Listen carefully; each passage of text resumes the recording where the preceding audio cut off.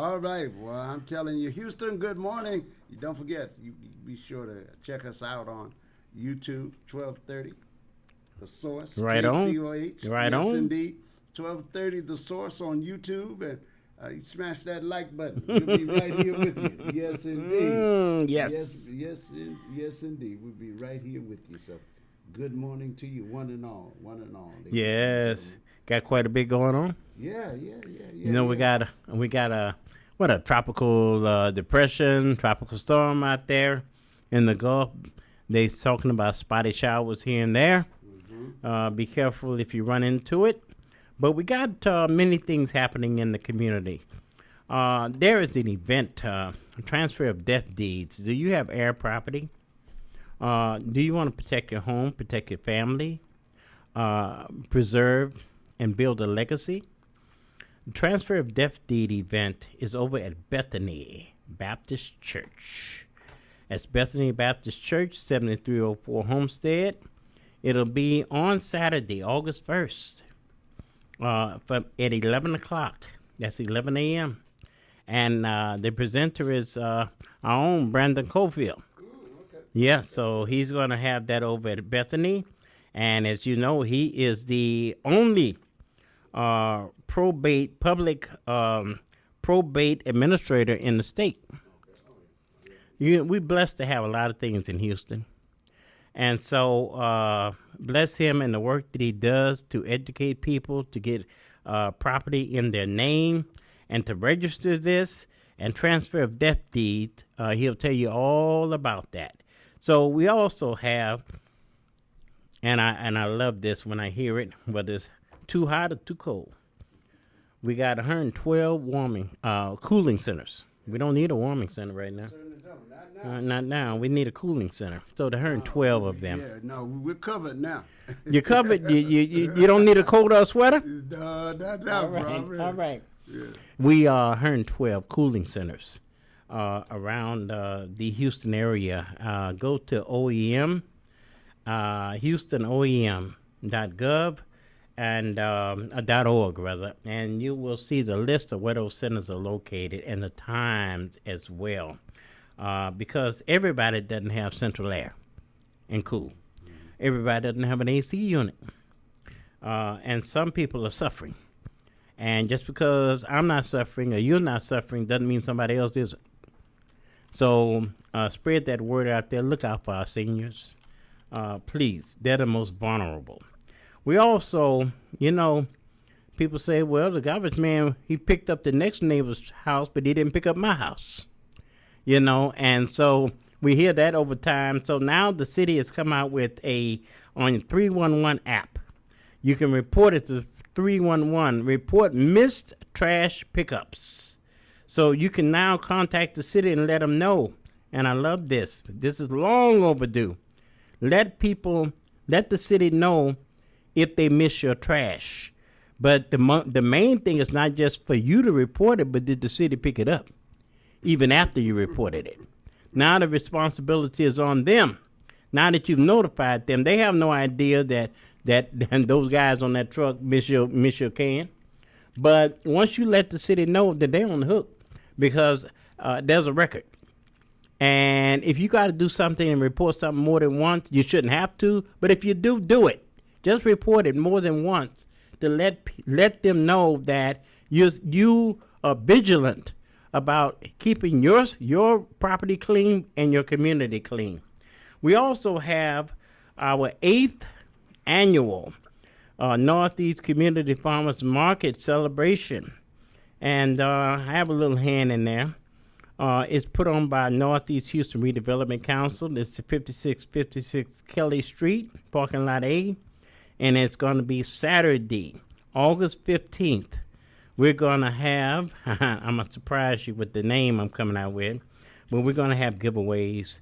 We're going to have giveaway food, hot food, Italian ices. We have a DJ. We'll have other giveaways, other resources. And our guests, musician, should be and will be a man from the community. coming back to the community to play for us, my own classmate, Joe Carmouche. All right. Yes, Right, Joe. and he's bringing his friends with him. Oh, good. Joe So- and friends, huh? Okay. And Joe was He's so got happy. Some good friends. He got some good friends. He got some musical friends. Yes, indeed. And so he's coming to. This is going to be on August 15th. This is beautiful for everybody to in Houston to come and help us celebrate 8 years in a food desert. And yes, Joe V's and HEBs rather are not breaking down the door in our communities. But look, we're not going to stand still, and we're going to advocate that we need, but we're not going to stop making sure that nutrition is on the table of our families as well. We don't want to just die because we're overweight. We don't want to die because we've had a heart attack, unfortunately, a high blood pressure, a stroke, dealing with chronic illnesses in our community because we didn't get the nutrition in our communities. So we as community leaders have stepped up.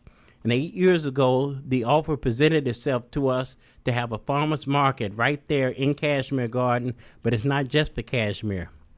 That's good. It's for everybody. And I've had people come as far away as Pearland, Sugarland, the Woodlands, other promised lands, And they have come because they like the fact that the price points are affordable. It's fresh. And that's the first thing a lot of people ask me. Is the food fresh? If it's not fresh, we don't want it. Don't bring us from the farms if they're not fresh. I'll have what they're having. That's my philosophy. And so we want to make sure that it's items that people are used to buying in our community. Don't bring me something that I never seen this before, and I don't know how to cook this or whatever. But the fact of the matter is these are things like sweet potatoes, okra. Yes, okra. You have string beans. I don't want to name them all because you name down the line. We had pears at this past Saturday, so and they were fresh too and sweet. And so we have apples and all, and even where they come from, local farms, and they come as far away as the Valley, and my apples come as far away as Lubbock. So we make sure that they're fresh, because we deserve to have what everybody else is having. We shouldn't be shortchanged, and don't shortchange ourselves. So we have that going on as well. Also, we have so many back-to-school events in our communities. Support, when you see a flyer out there or something out there that somebody is doing this, bless them for doing it, first of all. But also try to support. Not just take, but also give. Highways go two ways. There's no highway that just go one way. And we have to be able to give back. Just because you don't have a child in the school don't mean you can't give. And so we have schools in our communities, and all these children belong to us. Now, in Cashmere Garden, we're going to have one on Saturday. Is stepping into a new school year. This helps all the schools to the feeder pattern. And this will be Saturday, July 25th, 10 to 2. We're going to be giving away sneakers. We're going to be giving away, school supplies. But we're also going to give back essentials that children need in our, for example, deodorant, other hygiene products, you name it. People have been donating it. And this is put on by the Houston Health Department. Our organization, Northeast Houston Redevelopment Council, the Super Neighborhood in Cashmere, also Destined for Empowerment, PPG, and bless those good people over at Meet the Streets. So this is for everyone to come over while supplies last and be able to help give back to those families that are hard struggling. Everybody doesn't have what I have in my wallet, in my car. They don't have a car. They don't have the blessings that I have, and that's the point I'm trying to make. They don't have the blessings you have. And it's not necessarily their fault that they don't have it. So let's be able to share the wealth and help one another. And believe me, when somebody helps me, I try to help somebody. And when I need help, somebody's there to help me to be where I am today. So I wasn't born here in the studio, and I wasn't born the things that I have with the things I have now. it grew there behind blessings. And so let us give back to those that are in our community that need us the most. And so I also want to let people know that you are respected, you are loved. Don't feel like nobody doesn't care about you, because no matter where you are, what struggles you're going through, we need you, because it takes everybody to make this world go round. Everybody better not be, and I can't be like everybody. So I'm not trying to be. All I can be is me. And my me may be different than you being you. And I respect you being you and an individual. And please respect me to be who I am. And so we have to have mutual respect for one another. And some people seem to be smarter than others, but some people smarter than me, because they are specialty at what they know and what they do. And so I love that. And so we have to understand that it's not just about us in this world. God didn't put you here by yourself. He put us here together. And as long as we can be here together on this earth, as long as we have breath in our body, let's try to work together. The person may not look like me, speak like me, nor think like me. It doesn't mean they have less value. It means that they have equal value and equal footing. And so where I need help, they can help me. Where they need help, I can help them. And I just wanted to share that with everybody, Paris. All right. Well done. Yeah, lots going on out there this It week. Is. It really is. And you've got guests coming for us too. Oh yes. I have Rashawn Evans.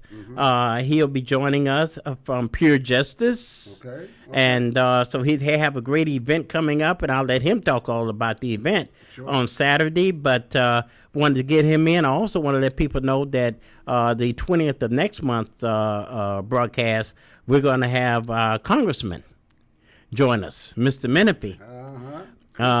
Yes, he's going to join us. He said he'd be happy to be here. Yeah. And shout out to Adiba Cowie. I talked to him this morning. I had these early phone calls in the morning. Yeah. And he's saying that he gives a shout out to the listeners, because he's been here with us when we started out. And so he's saying that things are going strong. Yes. Wraparound may not be an HISD, but I don't think wraparound's not around. Yeah. Oh, it is. Right. Okay. It is. And Purple Sense is what they call it now. And we're looking to work on a project together again. And yes, we are for the schools. For the schools, yes, yes. And you'll know more about it down the road, because we got to iron out the kinks in it. You're bringing a lot more. To Yes, the community yes, together now, and yes. And the communities, and I want to say this: it's going to be us that save us. We are the Calvary, Yeah. Each one of us is the Calvary. It's not somebody that, when the government decide they want to help us and give, we can't wait on that. Yeah. Because in a lot of cases, they're not going to come. And so, and I'm not saying don't work with government. Work with government. I work with government. I don't work for government. I work with them. But I'm not going to wait on anybody to help. The community is who I turn to, because the community knows what it needs. Sure. Yes. And I would say it's okay to have expectations of the government. Sure. You should. I better hold them accountable. Yeah, right. You pay your taxes. You hold them accountable. Yes. But you prefer. It's like we like to say here, one life per customer. You just can't say, oh, they should be doing this for me. Right. You gotta have some You skin got in to. the game. And I was on a call yesterday, and I'll share this with people. I'm on quite a few calls with different people, and sometimes from around the country. I was on with a guy from Detroit yesterday. And Detroit, he says, Houston and Detroit are sister cities. I said, you better believe it in more ways than one. We got a lot of commonalities that are our issues. Vacant lots, illegal dumping, trying to revitalize our communities, black communities, trying to bring resources and infrastructure. And he said, we have to work together. And I said, yes, we do. I said, we have a lot of things that we can learn from one another, which I've been there and to Michigan, to Detroit, and I haven't met with him, but he's coming to Houston September, October, and I want to show him our community, and you better believe I'm going to be up in there. Okay. I'm going to end up in Detroit one way or another. Yeah. God say the same, and see what's going on up there, because we need to help our community. And he said this, and he agreed, and he said we're having the same thoughts up here. We can't just look to government for resources.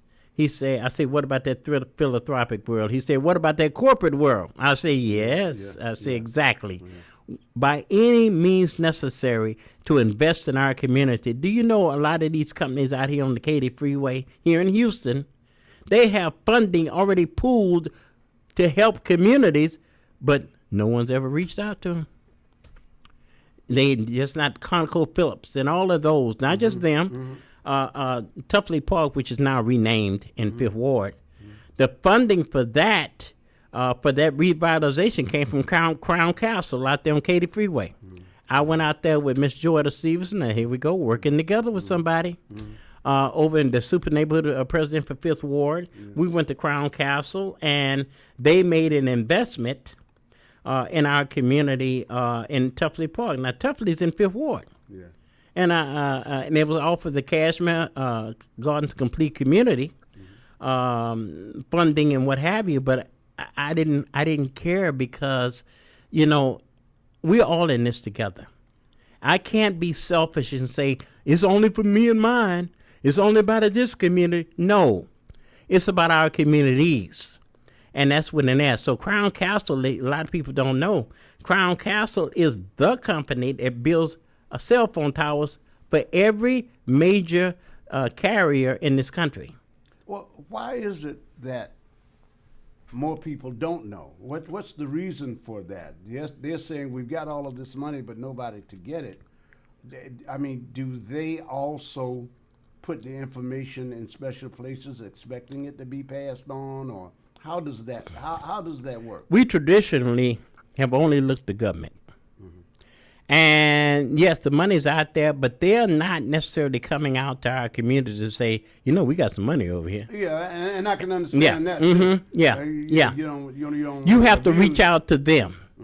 And I don't, and I think in some cases we should reach out to them. And is there a mechanism for that in these community organizations? Yes. There are a lot of foundations out there. A lot of times you go through Peter to get to Paul. And the government looks to corporate too for a lot of this funding coming in our communities. Oh, sure. It didn't come from federal government up in Washington. It didn't come from the state. It came from companies right here off the highways. Sure. That have invested in our community. They've been doing it.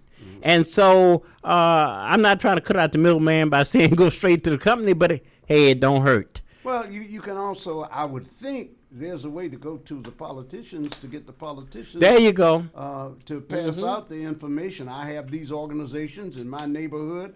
They've been audited. They've been approved. And I'm giving it my endorsement. And that's how they do. That's exactly what they do. Some kind of something to get out so people will know. You remember? Because on the other hand, if you got people calling companies every week, they're not gonna. That's not going to work out well. Oh, not at all. Not at all. Also, you remember doing the soccer matches of FIFA. You remember seeing Aramco on the wall? Yes. Okay. Aramco is a company over in Spain. Place in Spain, but they're also in Europe. The Amanda Dixon Library off of Hirsch Road was rebuilt. It's the only all-tech library. Right there, it's a hidden gem in Trinity Garden. Aramco funded that to be rebuilt, to be all-tech. Now, who reached out to them? Tasha Jackson. You see? That's how these communities, these city council members, they reach out to their networks, being a lot of these companies. Yes. And that's when you're going to something else here I want to mention. As we have, next year is going to be an interesting year in Houston. Get ready for it. Buckle up. You got all 16 council members on the ballot. You got the mayor on the ballot. You got the controller on the ballot. All in 1 year. All in the same election. Next November of 27, not 26. This one is state and midterms. But my point is, be careful. The person you're putting in, will they be able to negotiate for those kind of things? Right. Think about who you're voting for. Are they a person that's a give and taker? Are they a person that can work with other people? And I'm not talking about working in DNRs. I'm talking about working with other people. And are they a good fit? Not just that they can get out here and do something in the community, and not that they do great things at an event, but are they able to go out there and be a diplomat for your community, to advocate and be a good advocate of you for the things that you need in your community, and bring it home. And that's important. And a lot of our elected officials have been able to connect with corporate, connect with the philanthropic world to make it happen. Now, I've learned this recently, and be very careful when you're getting grants, and we hear about the grants out there all over the place. Be careful with grants from corporations. They're good. Grants are beautiful, but be careful, because what happens with corporations, they go the way of the atmosphere of politics a lot of times. And, everything's going along wonderful. And then all of a sudden, the policy changes. So they get a new president of the company, a new CEO, and that whole thing changes. And so the money that you were promised of getting in the past, you're not going to be getting it next year, or this will be the last year, or what have you. So we got to be very careful dealing with the funding.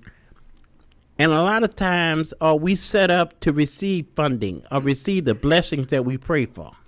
Yeah. Another thing I would go ahead. I would think happens when there's an economic downturn. Even though a company may have promised you something in one fiscal quarter, yes, they may not be able to do the same thing in the second quarter. Woo! Quarter. Yes. Because when you go over those budgets, and they get their budgets in before the end of the year, they've got a fiscal year and they've got a calendar year. It seems it would be wise to know, when do you need the numbers from me? When do you know? Yes. Just have your thing laid out when you go in there, because sometimes the refrain is, if you would have just gotten this to us sooner, we've done our budgets. They've done their budgets a lot of times before. When November comes up, they're already getting, when they September, October, they're getting ready for the next year. Oh, no doubt. Yeah. No doubt. And when you are receiving grants, account for every penny. I would suggest you have an accountant. Make sure that you know how to manage those dollars and account for every dollar. Report those dollars. Let an accountant, and I mean a licensed accountant, not my cousin Bubba. He's not licensed. Some Bubbas are, but mine wasn't. Okay. But my thing is, make sure that you're responsible with the money, because you have to answer for that at the end of the day. And the heck with what's happening in the other lanes. Make sure you drive straight. Do you use grant writers? Yes. And how do you go about selecting? They're out there. Just look it up. Just look up somebody. And also, and I'm going to tell people this. We all have different networks. No two networks in this world are exactly alike. It's almost like fingerprints. Reach out to your network and see who knows who. Yes. Yeah.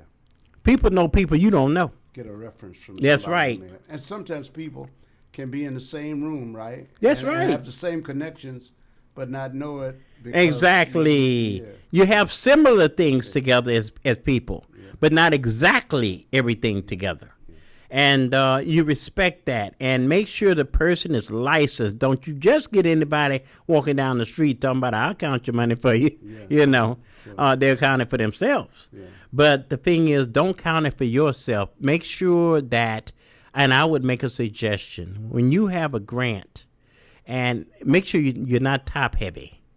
Yeah, a lot all of the. Make sure you're not paying yourself more than you're giving the giving for what your mission and vision is. Let me say that. Yeah, the Red Cross had that problem some time ago, and other companies sure have that from time to time. They're too top heavy. Top heavy means you paying out more salaries. Yeah, for prestige sounding name. Right. Than the services you provide, and so. And it may be a tangible thing you're giving away or giving to the people, but it's also by services as well. Mm-hmm. And services a lot of times last longer than the goods you give. Yes. All right?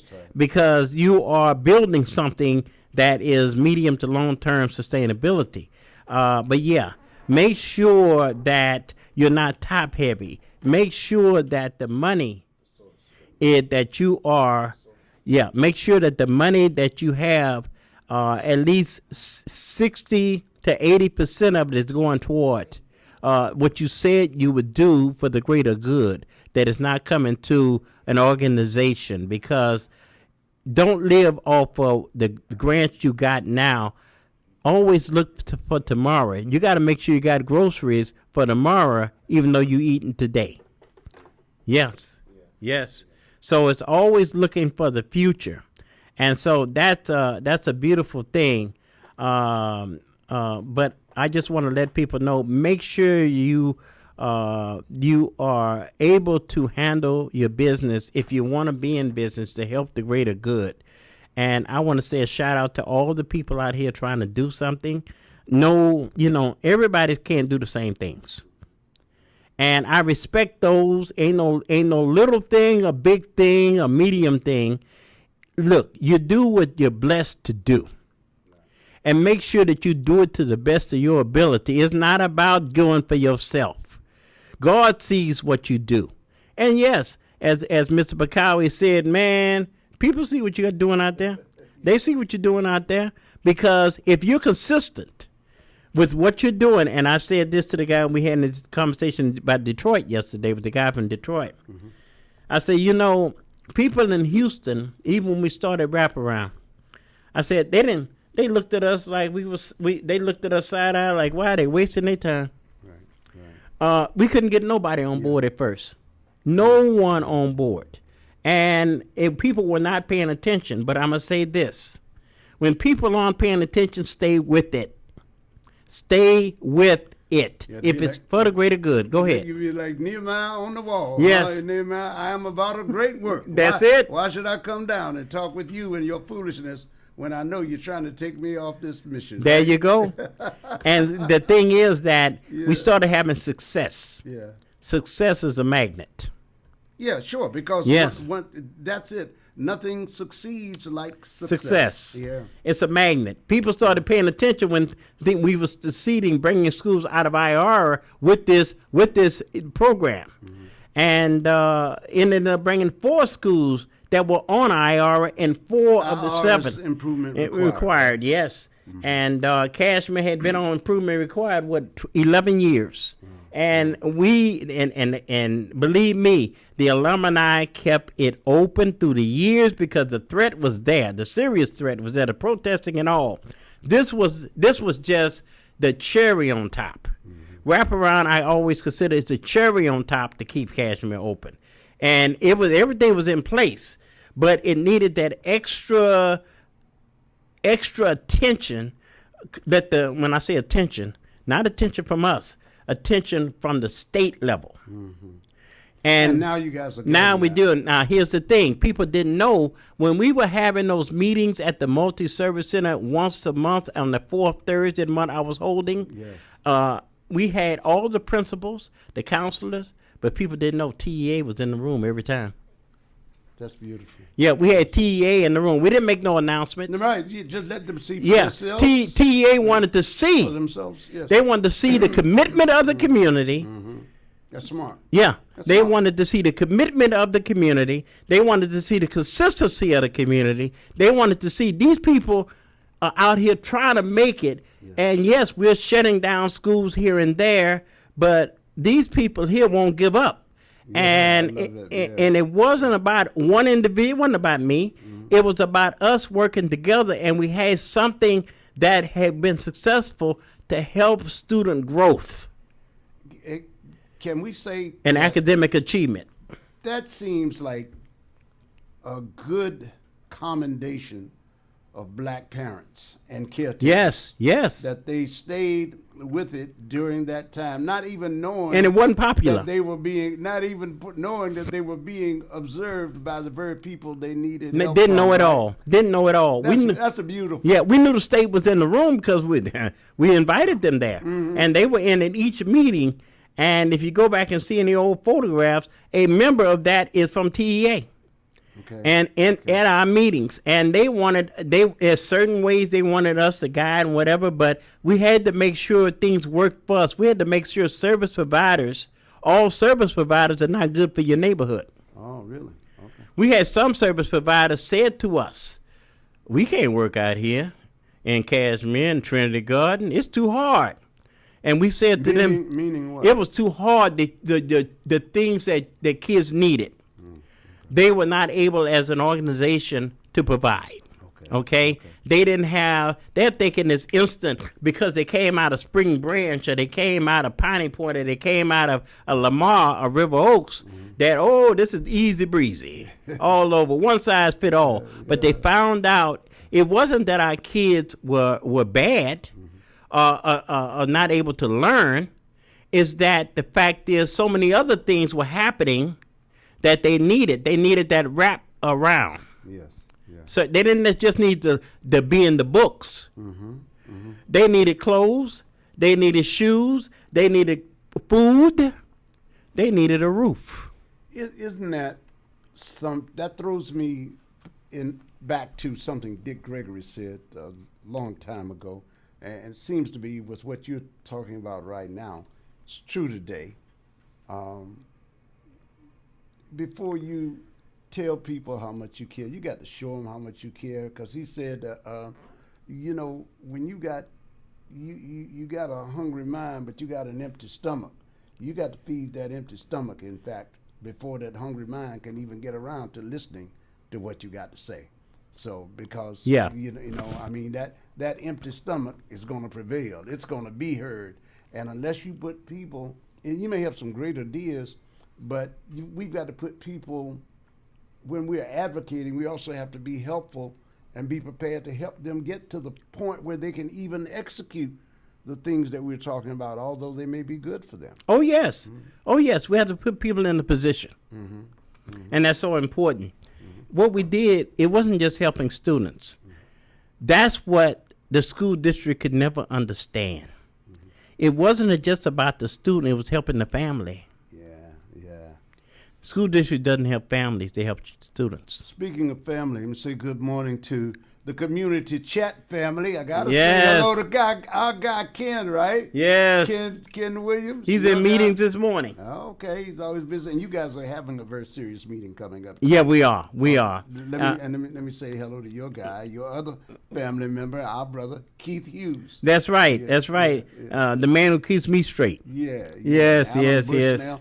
Alan Bushnell and George Gabriel, good morning to all of you guys Yes. out there. Miss Peggy Williams. No doubt. Kathy Bluford Daniels, and Yes. all of the people in our community who work so hard. And your friend, Miss Huey German. Howie Wilson, yes.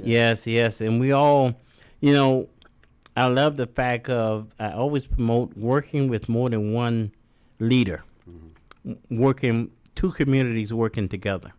It's not just about one working by itself. We need to it ain't about having a kumbaya, all right? But it's about the greater good. You don't know who in your community needs services that they're doing in the next community over, okay? No one organization does everything. No one community can do everything. Right. Shouldn't be expected to. And you can't, not at all. That's not reality.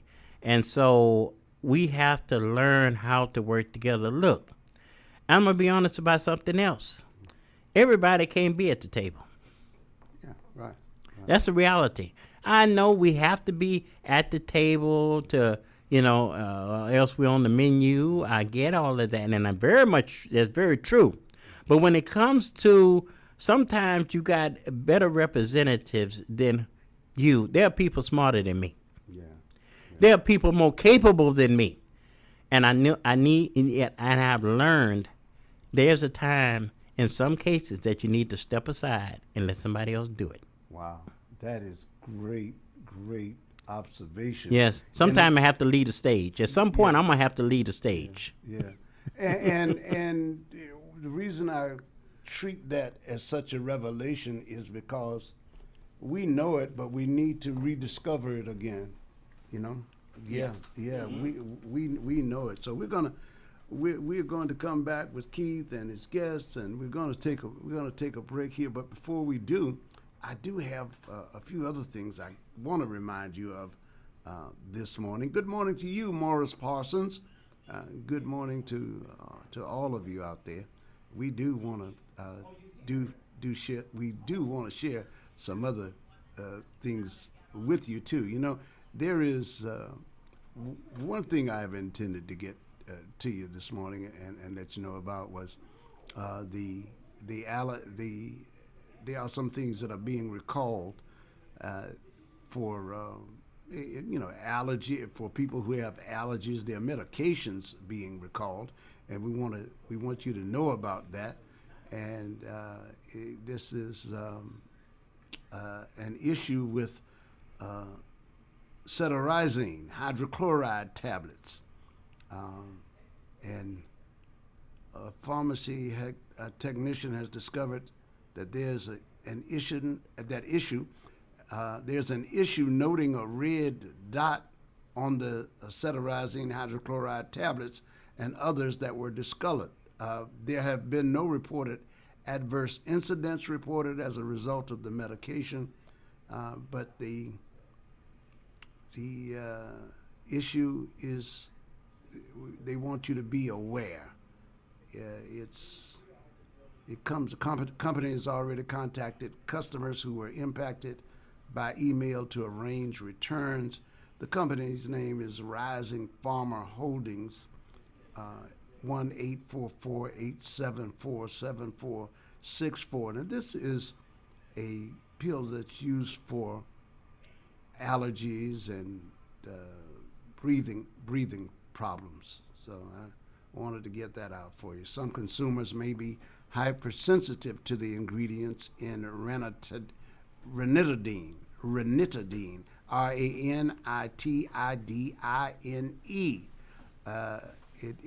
or it could be, ranitidine, spelled the same way.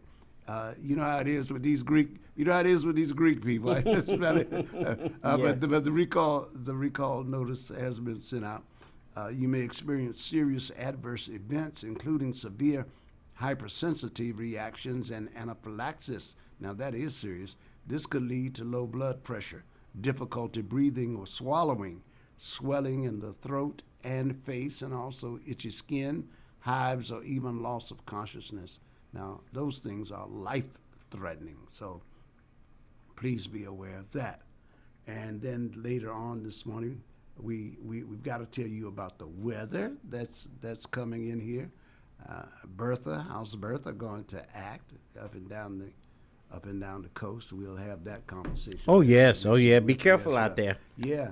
Now, how are your guests coming here? He's on his way. Okay, all right. He's en route. All right. That's a good thing. All right. Listen, we're talking about food, and I guess I probably should add this. What's that? When we're talking about the farmers market and the fresh food, there is one thing we want to remind people of. Be sure you wash your fruit when you get it. Cyclospora is serious in that fruit. This is they're calling it explosive diarrhea. So that's explosion I don't want. That's what you don't want. I don't want that. You don't want that. Yeah. I don't want that for anybody. No. Yeah.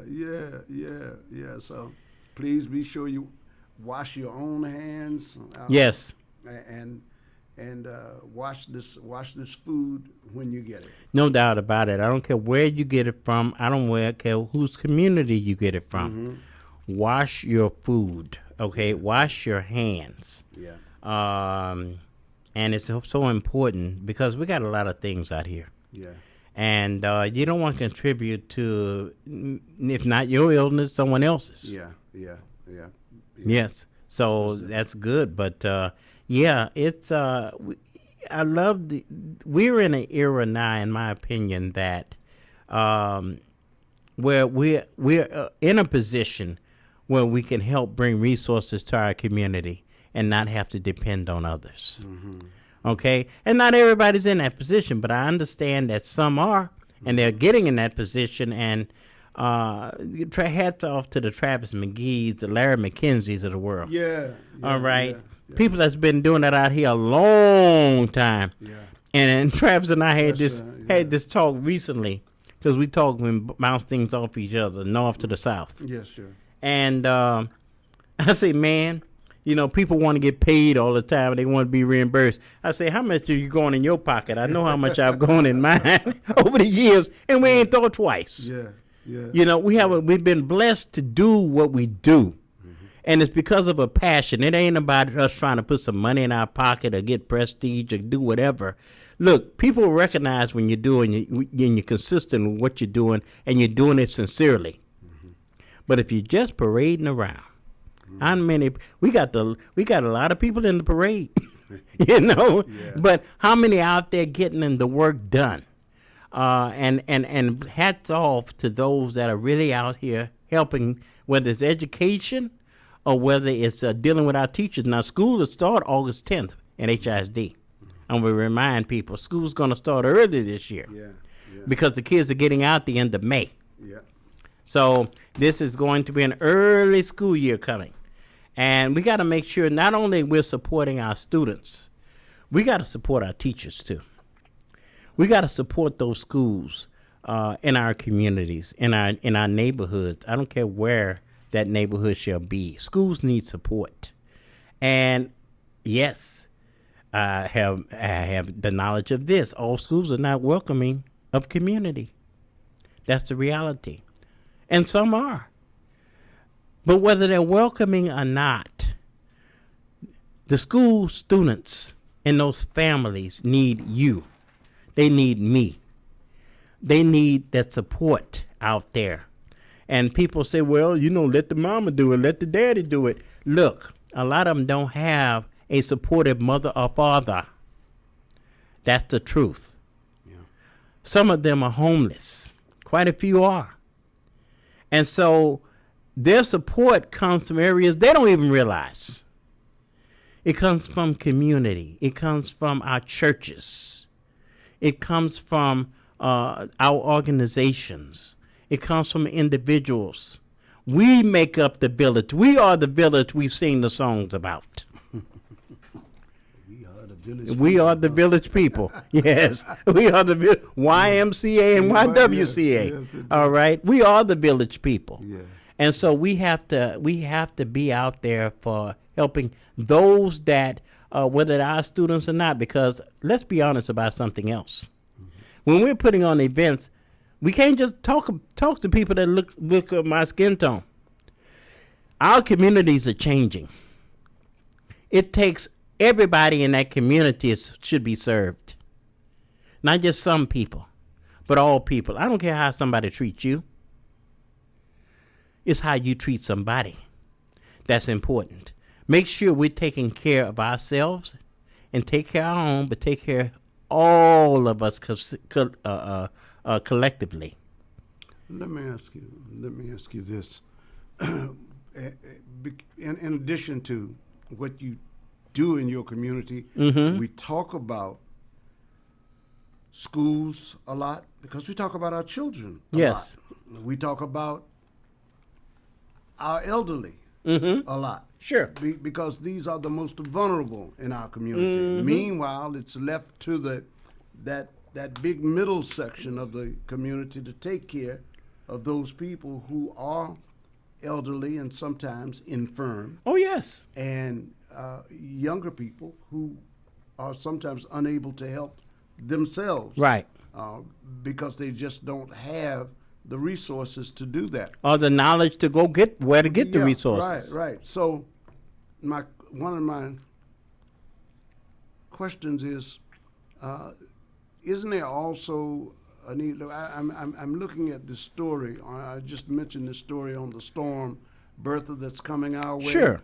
Now it may be downgraded, but you also have to deal with those kinds of things, don't you? Because people need emergency services outside of going to school. Sometimes they just may need food. You know, Pastor Nash has. I think I better jump in and say this too. Junior talks about it. I'm glad to know he goes over there to St. Paul Missionary Church, and he helps those people on Friday. And so we've got organizations in our community who, thanks to the great Pastor Nash and late Pastor Nash and the others who saw that coming, you still work with those independent. Oh, yes.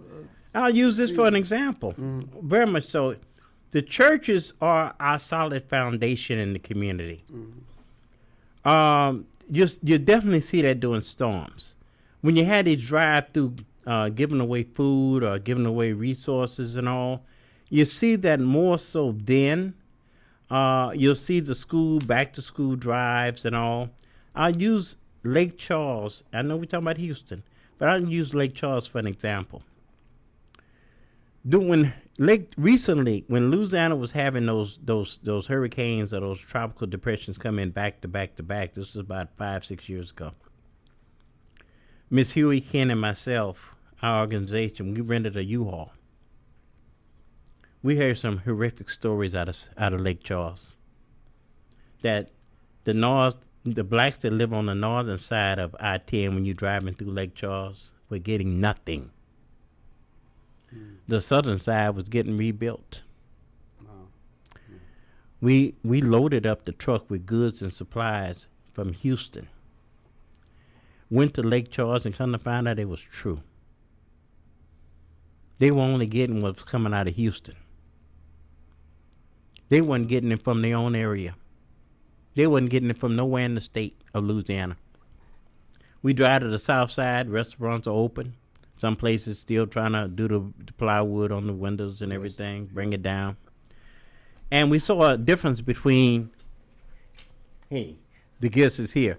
We saw a difference between the haves and the have-nots. That happens a lot here after a storm because a lot of us don't have resources in our community after a storm until someone brings it into our community. And a lot of times, until now, a lot of us didn't have the information to where to go get it. So we depended on others to come from out of town, and Lake Charles helped us during Harvey. So that's why we went to, I say the highway goes two directions, didn't I? Right. I don't like a one-way highway. Right. And so, we were able to help them twice. Storm after storm, and you see all the down trees off of I-10 and all of this, but the fact is they helped us and we're helping them. And if it happens again, we're going to do the same thing. But we were able to take the goods and services from Houston to a church in Lake Charles. Or a community center connected with the church, because they know their needs and how to distribute. We can't tell them how to distribute out to people. We don't know those people and don't know what they need. My point is, we got to make sure we're addressing the needs of people. Absolutely. Not just bringing them what we want them to have. And I have a deep belief in something. When you're giving people what you want them to have, who's really the receiver, you or them? Yeah, that's a very poignant question. It is. Are you loving people, or are you loving yourself through somebody? There you go. It's about you. Yeah. Yes, indeed. Well, look, I know you've got your guest standing by. We're going to get right to your guest. Yes, we are. You're listening to Community Chat, ladies and gentlemen. Keith Downey is here. We come back in just a minute, and Keith will introduce you, and we'll be off to the races. There you go. 5, 10, 15, 20, 25, 30. Hi, I'm JJ Walls with Sunnyside Dental, and yes, It's now been over 30 years that we've been providing quality dental care for our patients in the Houston area. It's now come to my attention that many of you that want to come to Sunnyside Dental have Medicare plans that we don't accept. Hold up. That has got to change. Sunnyside Dental is now accepting most Medicare dental plans. WellCare, Liberty, United Healthcare, Cigna, Kelsey Care Advantage, Amerigroup, Aetna, and many more. We're getting on board. Call Sunnyside Dental at 713-738-1999. If you have Medicare and would like to receive the personal touch provided by Sunnyside Dental, call us at 713-738-1999. We look forward to helping you achieve the smile that you can't wait to share with the world. Got Medicare dental benefits? Call Sunnyside Dental 713-738-1999.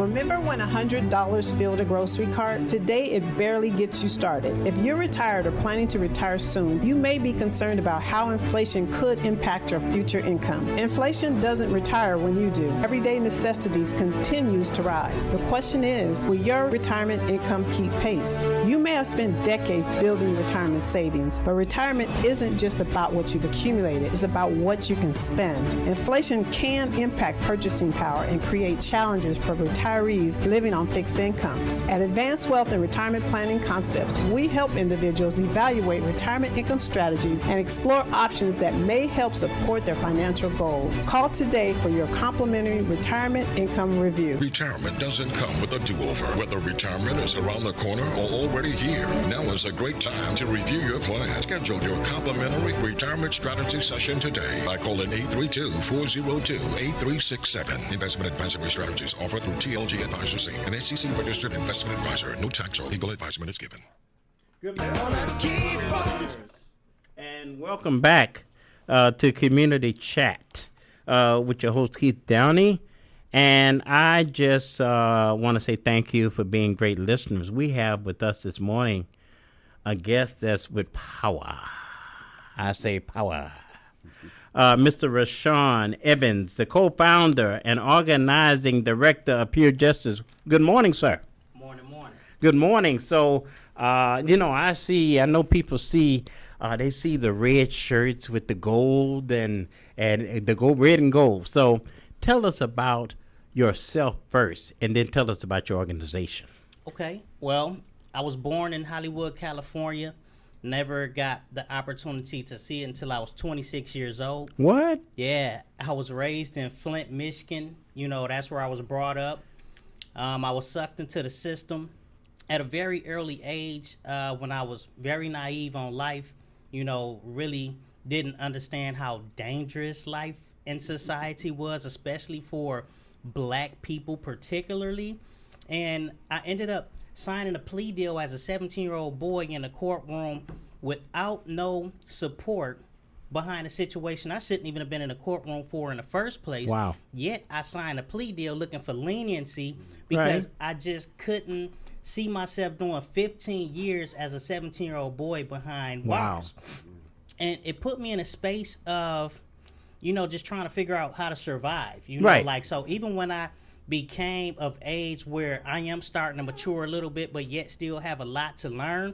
Yes. And I want to, do things like be a citizen. I'm talking about just be a citizen, like work a job. Yes. With a livable wage. And I find myself in a position to where, getting a job was like almost impossible. Right. And then don't even start adding stuff like housing. It put me in a position to where I was legally blackballed from legal racism, from carrying a scarlet letter, of having that criminal record, to where I was forced to live in survival, and I was pushed to continuously create more crime. Wow. So I was lying on applications in order to get housed by saying I didn't have a record. Surviving. Yep. They'll tell me, they'll let me in, and then I get kicked out. I lie again. I get in. I get kicked out. Same with the jobs. I get turned down from job after job after job. After I done had an interview with these people, and they like, you our guy. Yes. You the one. Yeah. And then before I can go clock in or get to work, they're like, I'm sorry, And being upfront with people, instantly put you on the blackball list. So now you start thinking about like Roshan, who won't stop selling drugs, right? Right. It's like, why he won't stop selling drugs? Why he keep getting in trouble? How did he get caught with another gun? Like, nobody at all, period, point blank, ever in life should have to steal somebody's Cadillac converter in order to survive. Yeah. Nobody should have to sell their body in order to survive. Nobody should have to sit up here and put themselves in positions to take care of their family because they got to hustle and sell drugs because nobody allowed them to have a decent job. Wow. Right? So now, you know, for some of us, we make an actual career out of it because now we making so much money that a job just can't really afford us. And we have things that we have to actually afford. And when I walked in here, I was listening to you talk about resources. And every time I hear resources, I hear justice. I hear safety. And we have all these elected officials and other people that come from other places that I don't come from that talk about justice and safety. But what it look like is incarcerating people because of the vulnerabilities they have. Yes. What they justice and safety look like is incarcerating you because you're poor, and then they can't calculate or equivalate the war on poverty is the system we living in right now to this day, because they the ones with the power and still won't give people Getting a to the job, root of the problem. still won't give me housing, and they keep looking at me like, but you got this on your background. Not to mention how blacks especially was born into generational poverty and trauma. So when they find themselves in situations like Roshan did as a 17-year-old boy, we signing our lives away every single day because we can't even afford adequate counsel, and some of us don't even understand why we even need a lawyer. Right. So when you start talking about safety, we got this resource fair coming up this Saturday at the Shrine of the Black Madonna, because resourcing the community with the things that they need is justice and safety. And this Saturday at the Shrine of the Black Madonna, we're gonna be doing expungements. We're gonna be we got people there to house people with records. We're gonna have people there to employ people. We're gonna have credible messengers there and mentors there for people who dealing with certain things that is hard for them to talk about, because we are the people that's a mere reflection of the people who trying to figure out how to climb out of the trauma that they was born into. Get off the revolving wheel. That's right. So we bringing the resources to our people because they can't always make it to the resources they need to survive. So not only will we have these resources, I'm talking about, like, and I'm still shopping right now. We've been attempting to raise $15,000. We almost there, but we buying ties. I'm talking about real nice ties with the crispy white and black button downs with the work slacks, the shoes. I mean, we got everything. We got food for the first 300 people, free, everything free. And then it's right before school. So we're not just taking care of the parents that's impacted by the system. We got to take care of the kids, too. So we got the backpacks, the school supplies, everything. Yes. And you mentioned ties. That's right. I want to pick that apart for a while, because for a little while. And I want to say this. I learned several years ago, most of these young black men have never had a tie on in their life. Don't even know how to tie it. Wow. Right. Yeah, have never had the both ends of the tie around their neck. Yeah. You know, they don't know. They want to, and they want to learn how to dress for success. Okay, and so I love what you all are doing out there. I also see about disaster recovery, disaster relief on here too. Yep, we got partners because that is also safety, right? So when we start thinking about how to spend the budget, a lot of people don't know, right here in Harris County, Houston, Harris County, we are spending 72.8% of the entire budget on what they label public safety. That is, in fact, not. That is law enforcement, that is prosecution, that is jails, that is expanding the courts, so on and so on. It's expanding the war on poverty. And then we spending 27.8% of the remaining budget on the things that we actually need to survive, like housing, healthcare, early childhood development, Wow. addressing food insecurities, Wow. drug treatment, Yes. And every single time law enforcement show up to a commission's court Mm-hmm. and ask for that raise, and they keep giving it to them regardless of how loud the community is crying, begging, pleading, advocating for more resources. They keep giving law enforcement their money, even if it's only 10 of them showing up, where 300 and 400 community members show up to say, don't do this. Right. And every time they give them law enforcement officers that money, that 27.8% that we have to actually survive, it shrinks. So now we are pushing people that look like us, as well as the Latinos and the brown and the undocumented, in a space of, I have no choice but to operate in my environment, my society, with the resources available to me Yes. to survive. Yes. And now I'm in your living room when you on vacation eating your food. Wow. In the city, on the city side, we're spending 64% of the entire budget criminalizing the vulnerabilities of people. And something else you just said, taking what you just said. We got those 400 people saying don't do something. And government is not listening. Someone told me a long time ago, if you're not listening, I'll stop talking. And that's why we need pure justice. We need you all to advocate, because they're shutting us up and trying to shut us down. But the one thing about it, we will always be around. We're not going anywhere. And we need you and everybody you're working with to stand. Even though I don't have a criminal record, you represent me too. You represent every last one of us in Houston that are black, and that sometimes I'll have power in some rooms, but I won't have power in others, being recognized. And the fact is that you are talking about the most vulnerable. God bless you. When I see this, what I see is the community on here. Yes, it is. I see the Shrine of the Black. Madonna's a sponsor. I see West on there, West Street. West Street Recovery? Yes, I see the People's Council on there. And these organizations represent everything that you are talking about, aspects of it. Right. Aspects of it, because where there's crime, there's deprivation.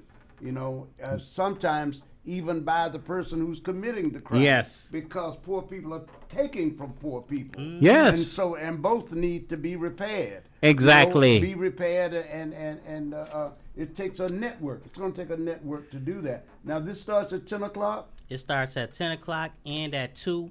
And when we get up out of there, I don't want to see nothing left if possible. I mean, I want all the food gone. Yeah. I want every tie off that table, every backpack, every notebook. I want all the suits gone. I mean, we have some dresses. You giving away suits and dresses? We got suits. I mean, we have dresses. You're preparing people. We got dresses that look like you're putting off them saggy jeans. Yeah.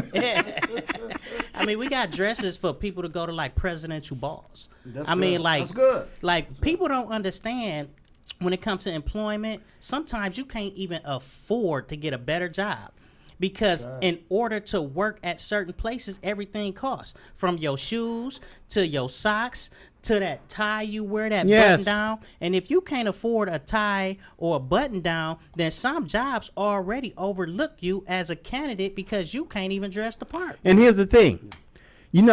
Unfortunately, we go to funerals in our community. How many times the person walking in jeans, sometimes I seen them in shorts.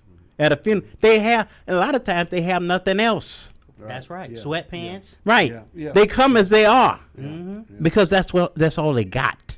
And so tell people, everybody know what the Shrine of the Madonna is. Please tell them about the address. The Shrine of the Black Madonna is located at 5309 MLK Street.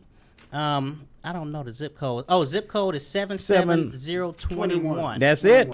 That's it. And you got the ACLU here. Rodney Ellis is on here. I mean, Housing Alliance. Yes. That's right. Yeah. We got the public defender's office. I see that. We got the district attorney's office.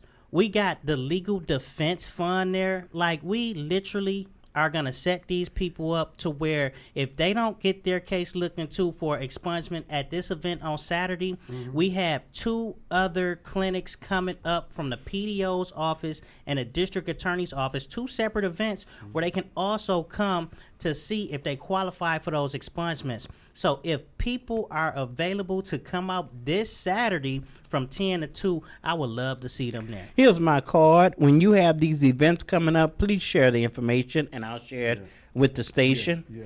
Definitely, and I share it with the public. Yeah, let me ask you this. First of all, give your name again and the name of the organization again.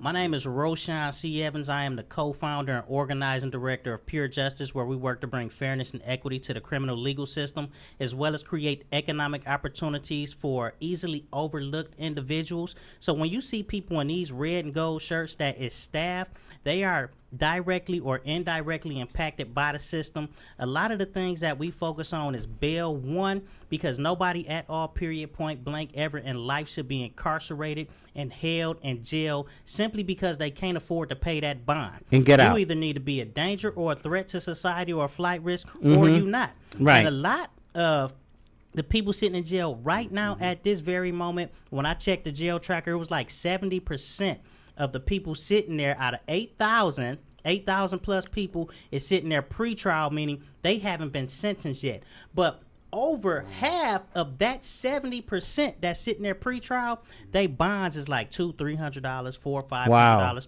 and they sitting there and they just can't afford to get out. And you all are a blessing. I want you to share with our listeners. You all have been out there more than a minute, right?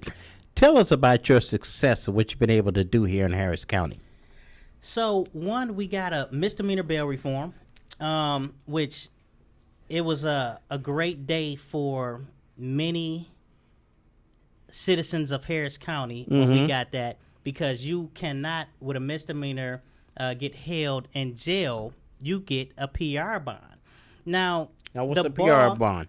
It's like a personal recognizance bond, Right, okay. where you don't have to technically pay to get out, but they will release you and tell you when your court date is, and all you have to do is show up. Okay. Now, the ball doesn't stop there. The next step is to get a felony bail reform as well. Now, a lot of people, when they hear me say that, they like, but they committed felonies. They need to sit there. But, you know, if you commit like a couple misdemeanors, they will enhance the charge and make it a felony. Like, you have so many nonviolent felony charges that still shouldn't have you sitting in jail to rot until your sentence day. Like, you can have some personal drugs in the car that you smoke, a little weed or whatever, and catch a felony for it. Now, should that keep you away from taking care of your parents that's elder, or going to school to finish your degree, or getting to work so you can stay up on child support or keep your car? No, you need to be at home if you're not a danger or a threat to society, and they need to give you a court date. Yeah. And they need to really evaluate what's happening instead of trying to prosecute everybody simply because they're trying to capitalize off the people who escaped slavery. And build more prisons. Yes. We work around fair housing. Like, everybody should be entitled to a place to live, because as long as people don't have a place to lay their head, they vulnerable. If people can't get employed, they vulnerable. And if you are vulnerable, that creates a dangerous household. It creates a dangerous community, a block, a neighborhood, and a city.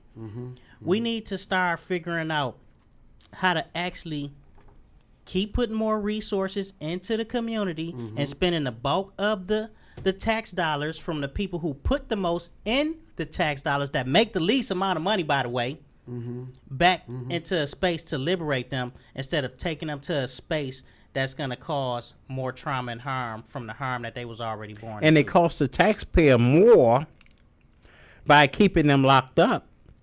It hurts the community, and it also hurts the individual, but it keeps the community in a recycling or a revolving cycle that is not able to get off that treadmill. And when we talk about blight, it's not just illegal dumping. Yeah. We got to realize that. Now, I noticed the some of the resources that you have on hand, in addition to those that we just spoke of. I know St. Francis Xavier Church is going to be there with their materials. Journey to Second Chance Ministry will be on hand. Now, what I want to ask you about is the advocacy and organizing aspect of it. Would there be representatives there from ACLU, Legal Defense Fund? So they have tables set up. You guys will actually they'll have a chance to have some discussion.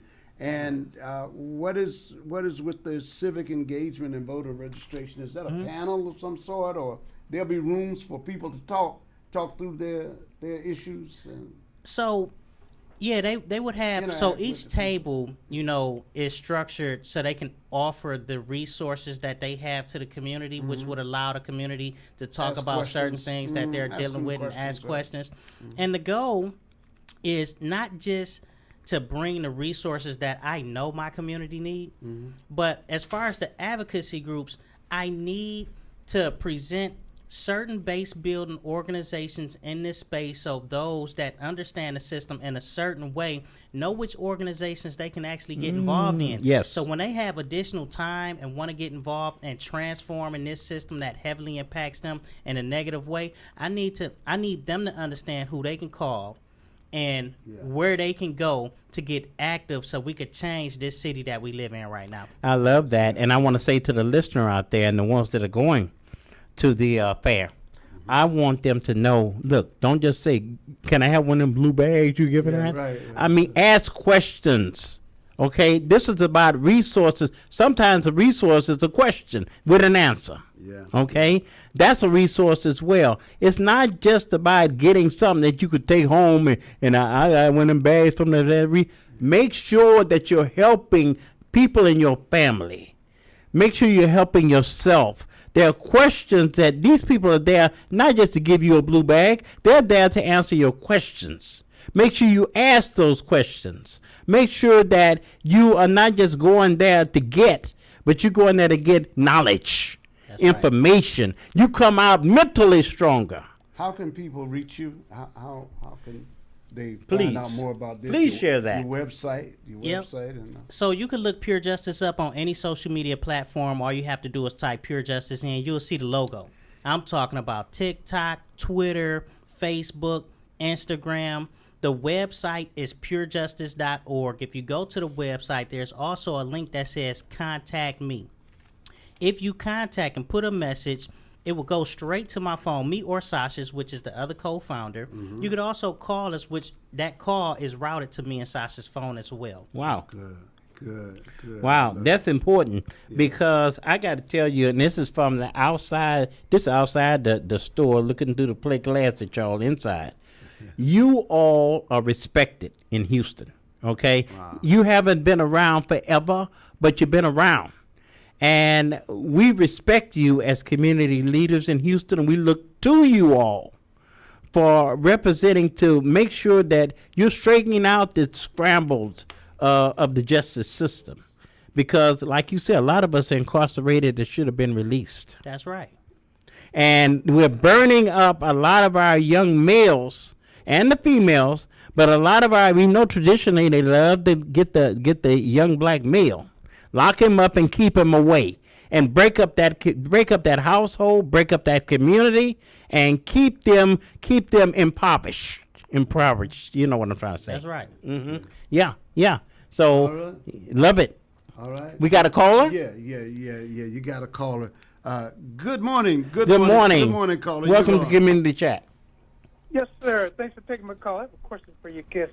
Have they partnered up with the local JP's office to have somebody there to explain the eviction Justice of the Peace? Can you hear me? Yeah, I can hear you. Yeah, how about you reach out to me? I'm going to give you my cell number right now. Are you ready for it?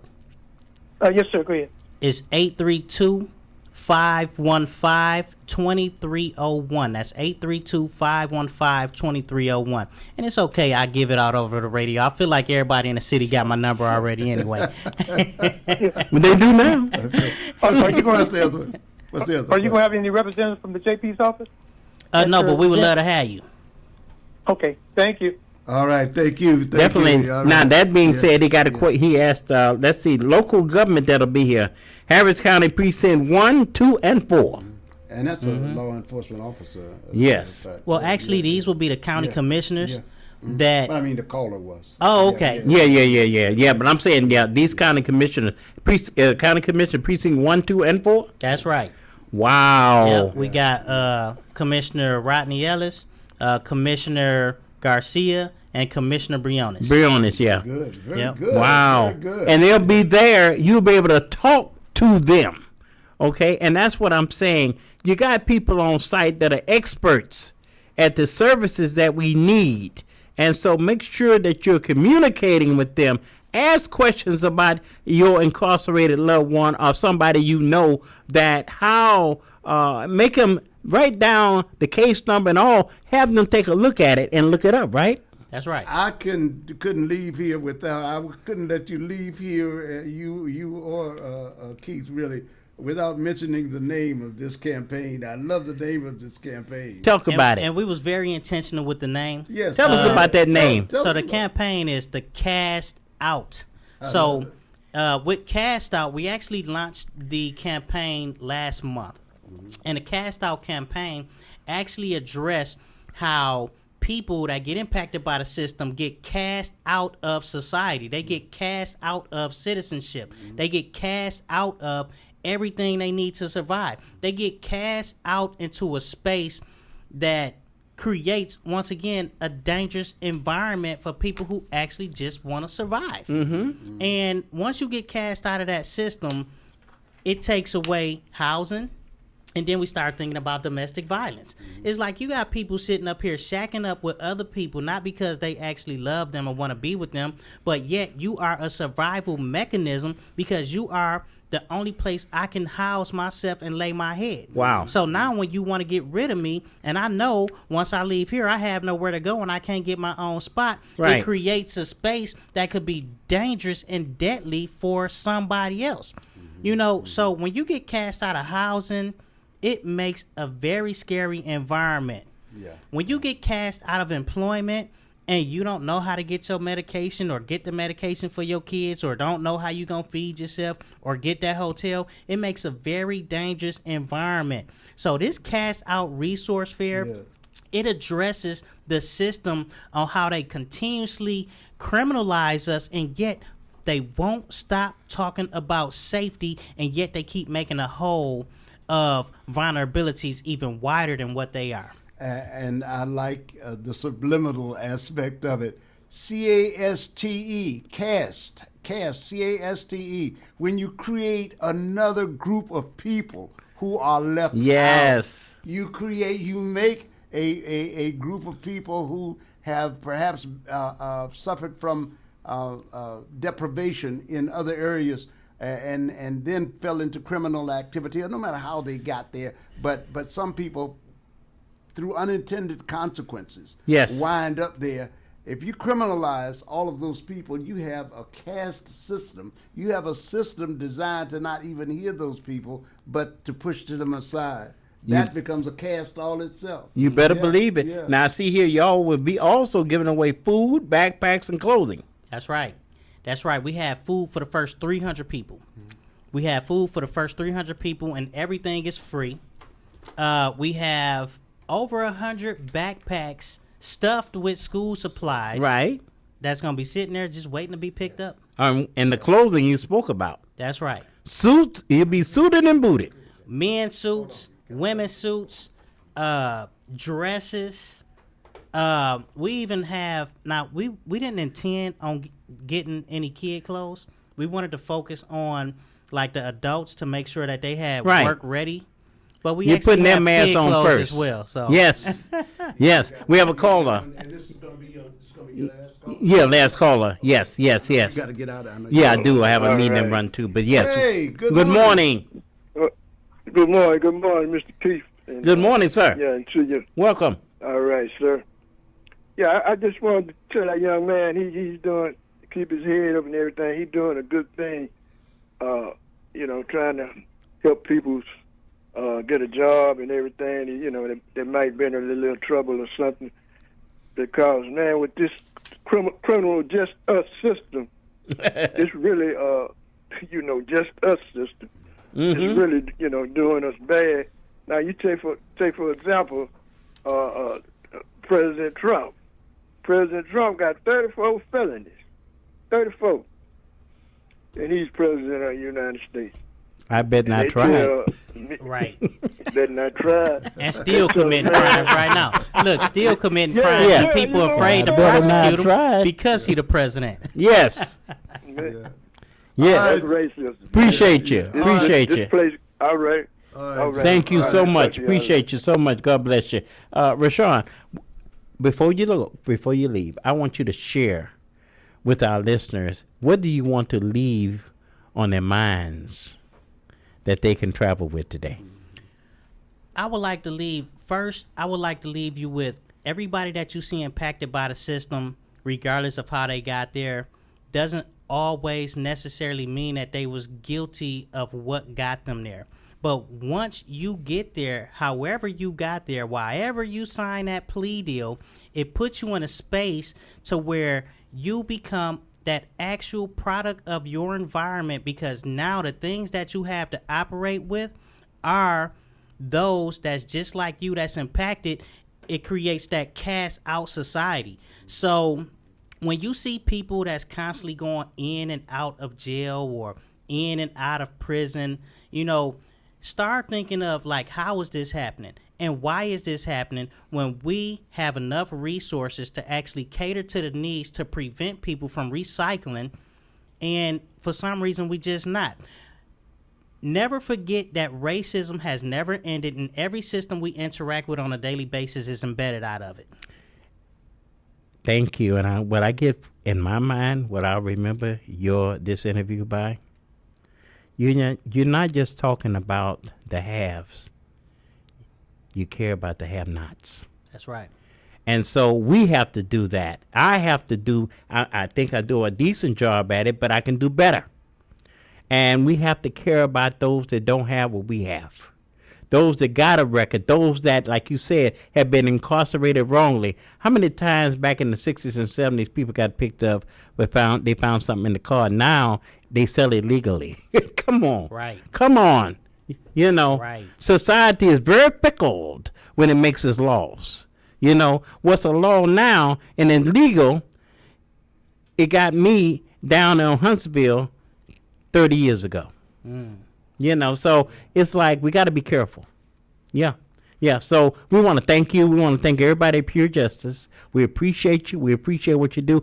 Keep on keeping on. And we're going to invite you back for some You other coming back? conversations. I would love Yes. That, this is not your only time. because we're going to actually drill down on some of the issues that you Oh, talked definitely. about. Some of the callers may wish to talk to you about that. We explore social issues here and their impact on the community itself. So we talk about politics, we talk about crime, we talk about medical care, we talk about all of these All things. of the above. And the more diverse the perspectives, the better it is for all of us, I feel. But Rashawn, I want to thank you for taking your experience, you and your co-founder, for taking your experiences. Hats off to Sasha. And it's one thing to say academically, I've learned this, but you are turning your experiences into other openings for other people so they can have a different experience. No doubt. That's a great thing. You mentioned Flint, Michigan. I was there. I met with Arthur Woodson. Okay. And Tanya Burns, I met with her. Arthur called her on we went at a diner over there in Flint. And he called, he said, Down is here from Houston. And she said, who? He said, Keith Down is here from Houston. She got in her car, came right on over. A council member. Yeah. And now she's running for mayor. And she has a good chance of becoming mayor of Flint this month, in August. And so the fact is that you're coming from a place that the river's contaminated. It still don't have clean drinking water. Nope. Oh, So- I did have one other question. Yeah, go ahead. Pure Justice. Are you now interacting? Keith, thank you for bringing this question up. I'd forgotten it, but I think it's so important because we've got listeners around the country and Yes. overseas. We're streaming here. So do you interact with people now? Is this an idea that you have shared with others? Around the country. Have you linked up with other organizations with similar programs? I know there's several across the country. So we have partners all over the city, all over the state. We have partners in Chicago, Florida. Love it. Yeah, Love it. Like, we have partners everywhere. And that's what it's going to take. It's going to take that networking. It's going to take a network of people like Yes. yourself so that these ideas become more expansive. Actually, as a matter of fact, it's not that the idea is not well known. It's just that the linking up has been different. But now technology has made it easier. The world's smaller. For these organizations like yours to gain, I should say, like ours, because the community benefits from it, to pass from, word can get out and we can learn from each other in our cities, the programs we should be elevating and lifting up and supporting. And do you know society as a whole that makes them angry? Because they don't want us talking to one another. Look at Houston. They built some highways and railroad tracks to keep us separated. And we play into that game. Okay? And we play silo. Oh, it's about my community now because I'm on this side of the tracks. It's not. It's about all of us. And you've let a highway and a railroad track divide you. Okay? And we can work together closer. And so thank you, sir. Thank you to Pure Justice. Rashawn, appreciate you, sir. You know, I want to say one more thing. I'm sorry. Sir. Please go. When we get on the same page on programming or how we move across state lines, we won't be crawling no more. We're going to be running. Woo! Yes. God bless you, listeners. We appreciate you. And y'all have a blessed weekend and stay dry. All right. We are The Source. I'm Paris here this morning. This is Community Chat. We've got Keith Downey here for you. We'll be back with you shortly.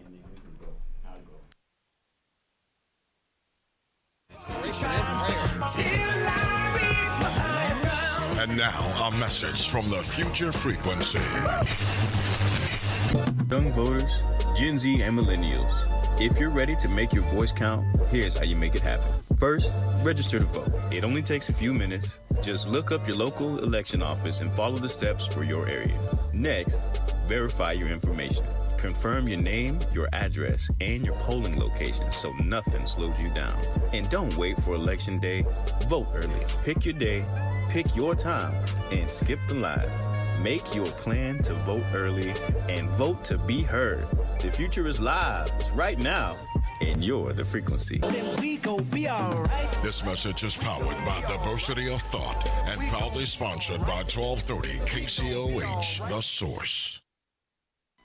Are you looking for a pharmacy where you're more than just the next person in line, where the pharmacists are friendly, willing to talk to you about your prescriptions and over-the-counter medications, where they make deliveries to customers in the general area? Then you need my pharmacy of choice, Mercury Drive Pharmacy, 918 Mercury Drive, right off of I-10 East near the 610 Loop. James Muldrow and his staff are there to serve you. I've been a customer for over 37 years. The insurance companies have tried to steer me to the corporate pharmacies, but I prefer Mercury Drive. It's a staple in East Houston, serving Fidelity, Jacinto City, Pleasantville, Fifth Ward, North Shore, Wood Forest, Galena Park, Channel View, offering free delivery to those areas and others. Most insurances are accepted. Mercury Drive Pharmacy is open Monday through Saturday for your convenience. Phone 713-674-6122, 713-674-6122. Mr. Muldrow and his staff are happy to serve you. Mercury Drive Pharmacy, 918 Mercury Drive, south of I-10 East. Everybody's talking about the high price of eggs. I don't know much about eggs, but I tell you this. If you want great chicken at a great price, how about Chicken Plus, 6210 North Wayside? Let's see what his customers are saying. Michelle writes, Chicken Plus has some of the best fried chicken and best fried okra in the city. We stay about 45 minutes away, but the drive is definitely worth it. E. Max says, the chicken is seasoned so well and every bite has a special crunch. It's my go-to chicken spot when I want homemade fried chicken that's always good. Now that's what I'm talking about right there. Great fried chicken, okra, rice and gravy, desserts. You're going to find it all at Chicken Plus, 6210 North Wayside. You don't have time to make the drive? Hey, no problem. You can order Chicken Plus on DoorDash and Uber Eats. You better do what you got to do to get your hands on some of that great fried chicken, the best fried chicken in the city. Great chicken at great prices. That's Chicken Plus. See you there. Saturdays, we're taking you back with Carrie Lewis on Inside Tracks. Soulful, funky, rhythm and blues, disco, doo-wop, rock and roll, new jack swing, and everything in between. Inside Tracks has all the classics for you, and even those forgotten gems too. So join Carrie Lewis on Inside Tracks every Saturday afternoon, beginning at 2 p.m. only on KCOH 1230 The Source. Soft, silky soul, spoken word, smooth jazz. Join me, Andrea B., at 8 p.m. Monday through Friday, right here on 1230 KCOH, The Source. Ralph Cooper has covered the legends of HBCUs since 1969. Coaches Eddie Robinson, Jake Gaither, Marino Cassim, John Merritt, Billy Nix, Alex Durley, Clifford Paul, Dr. Rod Page. No broadcaster has covered HBCUs longer than Ralph Cooper, Houston's legendary sportscaster, on 1230 The Source.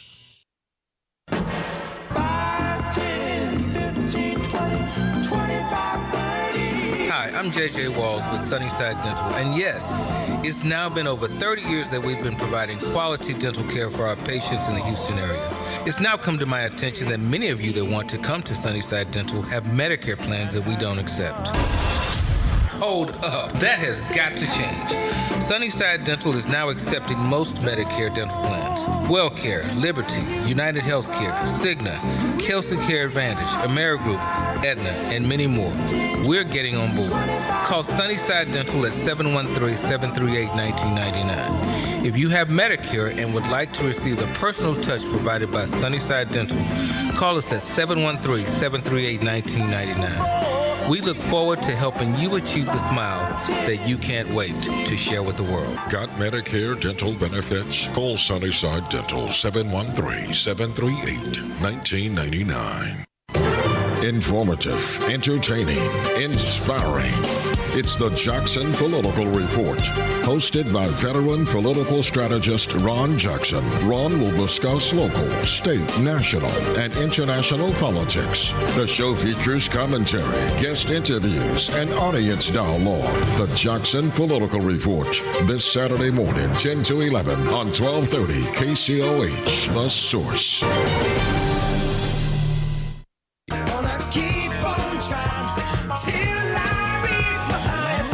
And now, a message from the future frequency.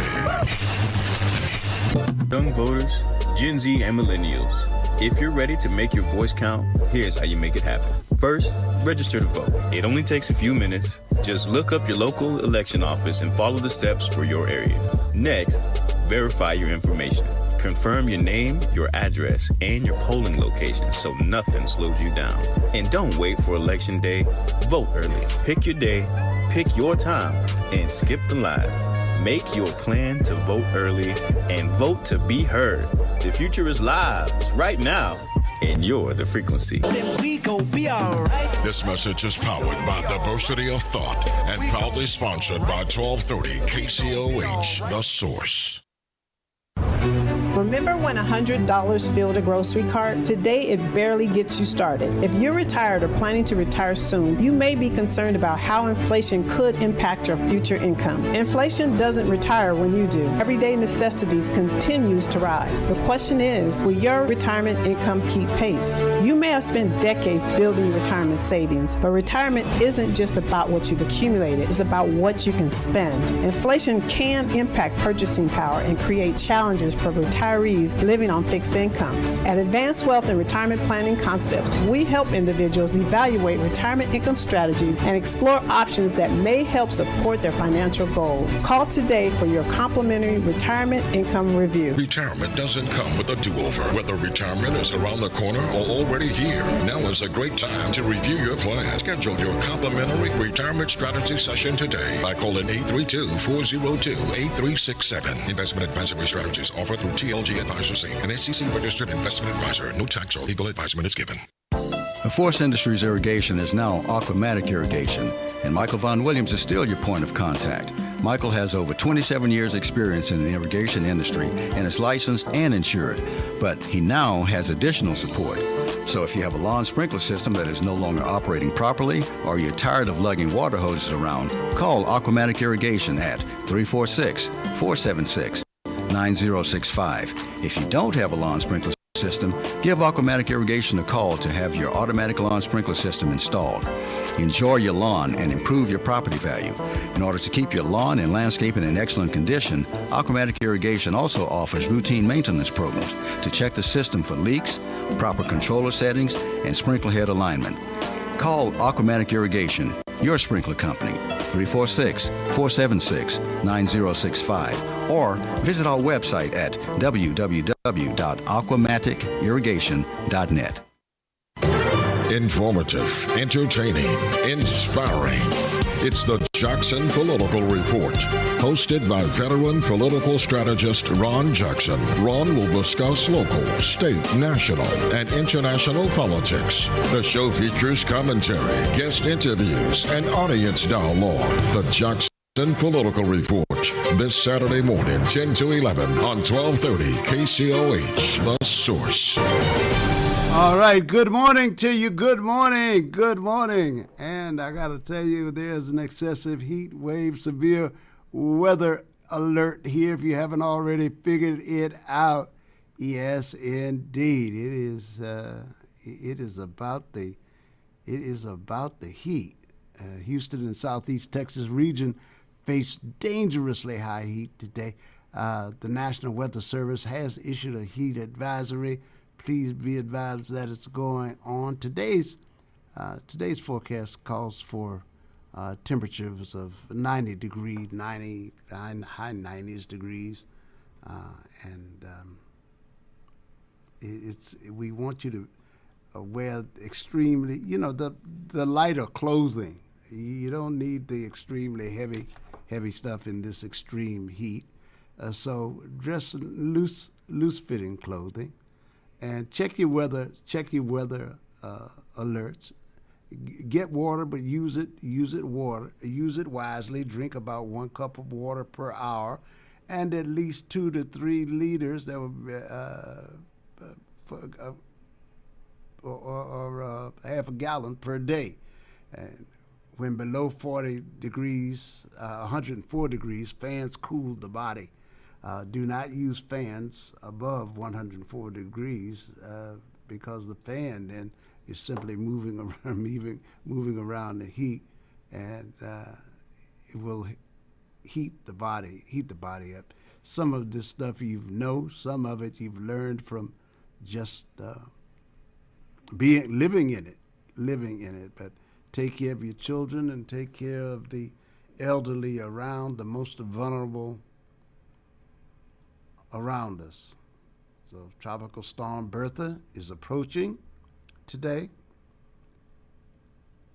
There are storms in some area that will be taking place today, but we're trying to keep you up on the effects of that as we update our weather forecast, and we want you to be aware. Just know what the heat is. There may be thunder shower or two this afternoon, but Tropical Storm Bertha is on the move and expected to reach the upper Texas coast today, and that means it'll be here for us before the evening is out, perhaps during mid-hour rush. It's expected to move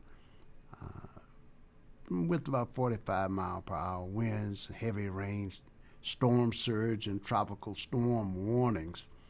And as of 7 a.m. this morning, it was located about 70 miles southeast of Lake Charles, Louisiana, and 145 miles southwest of New Orleans. Storm had maximum sustained winds of 45 miles per hour. I told you that. Let's see what else we can find out. They expect Bertha to continue moving near or along the Louisiana and upper Texas coasts through this afternoon, and then it's expected to push farther inland into Texas this evening and perhaps tonight. On the current forecast track, the center of the storm will move near the coast that I've just described, and little change in strength is expected before landfall. Bertha is forecast to remain a tropical storm until it reaches the upper Texas coast later today. The system is then expected to weaken quickly and dissipate inland over Texas by Thursday night or Friday. So hopefully this won't be a catastrophic weather event. There's nothing to indicate that right now. But, all bets are off when the weather is involved. Nature behaves as it desires to behave. All we can do is keep track of it. And that's why we want you to know what's out there. And again, bear in mind the heat. We'd like you to hydrate. Be sure you are, in addition to the hydration, to be sure you are taking in ample electrolytes for your body. So just know these things. You're thinking you'll be okay. We want you to get through this. Now then, on another issue that we've got to talk about, nearly 1.6 million eggs recalled over salmonella concerns. Full list of products that are impacted is published online. You can go online and find out for yourselves. You can go on there and see what is going on, but I'm going to give you just a few.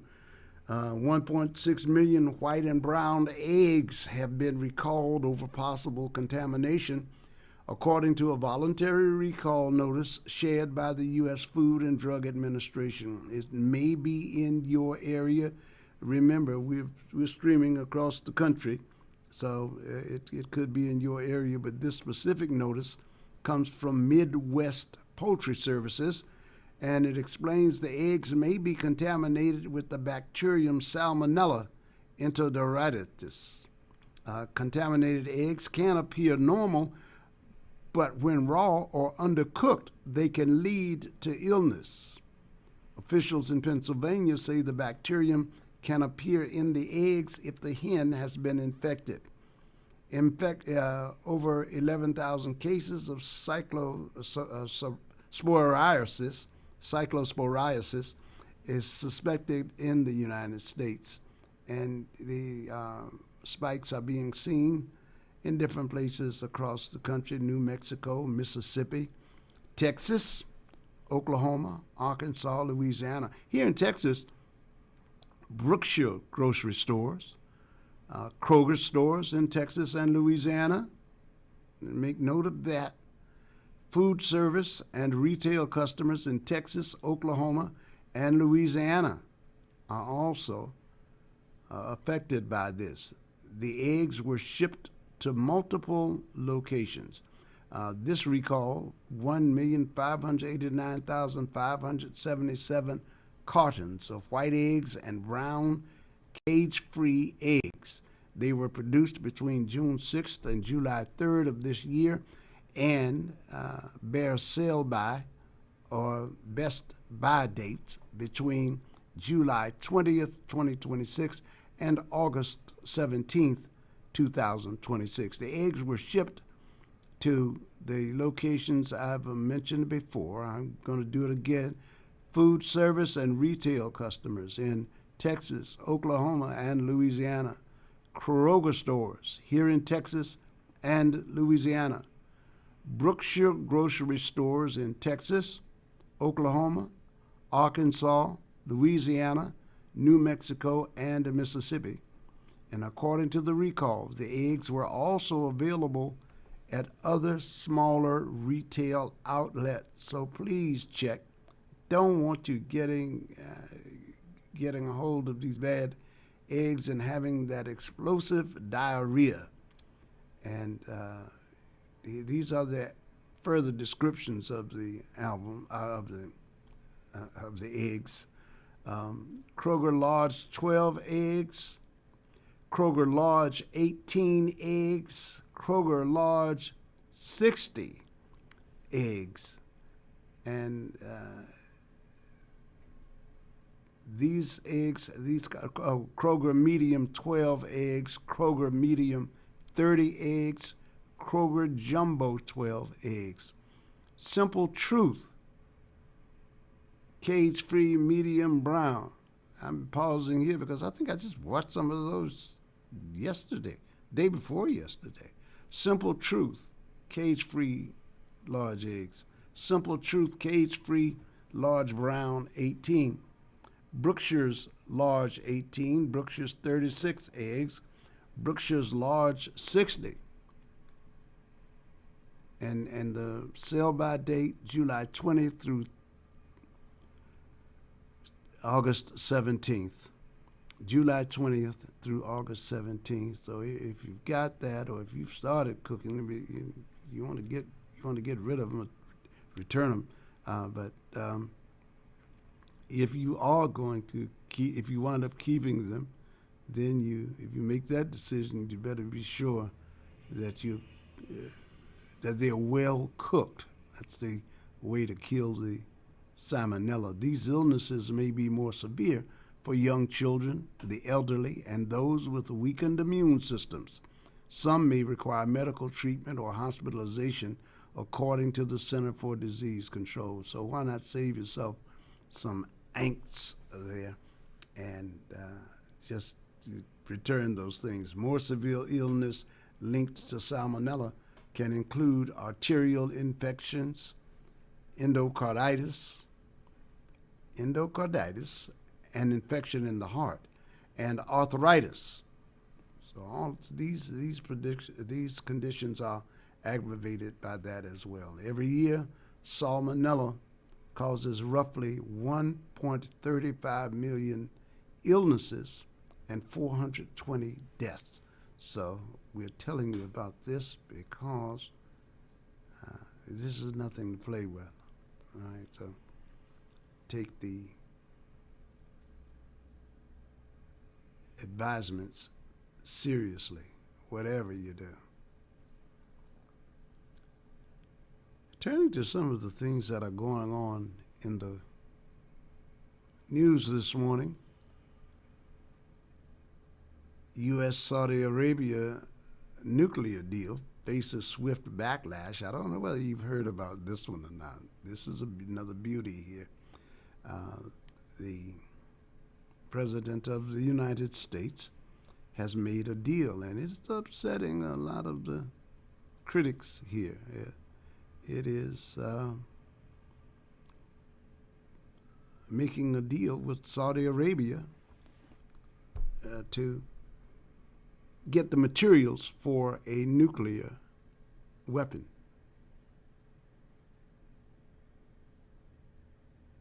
And we're going to drill down on that for you as well. But these are some of the stories we are following for you today. And we know that there are a lot of moving targets. You may want to talk about the economy. You may want to talk about the economy. You may wish to talk about some of the Tate brothers and others, and immigration. That may be on your mind this morning, but it's about the Iran war looms large in this, and the House votes to constrict Trump's Iran war powers in the latest round of congressional bills and legislations. The U.S. House voted to halt President Donald Trump's war in Iran absent congressional approval, the latest repudiation by lawmakers of the president's handling of the conflict. The House resolution amounts to a significant rebuke, but even if it passed the Senate, it would not compel the administration to end the war. Concurrent resolutions, which are not presented to the president for signature or veto, lack the force of law. So please understand that.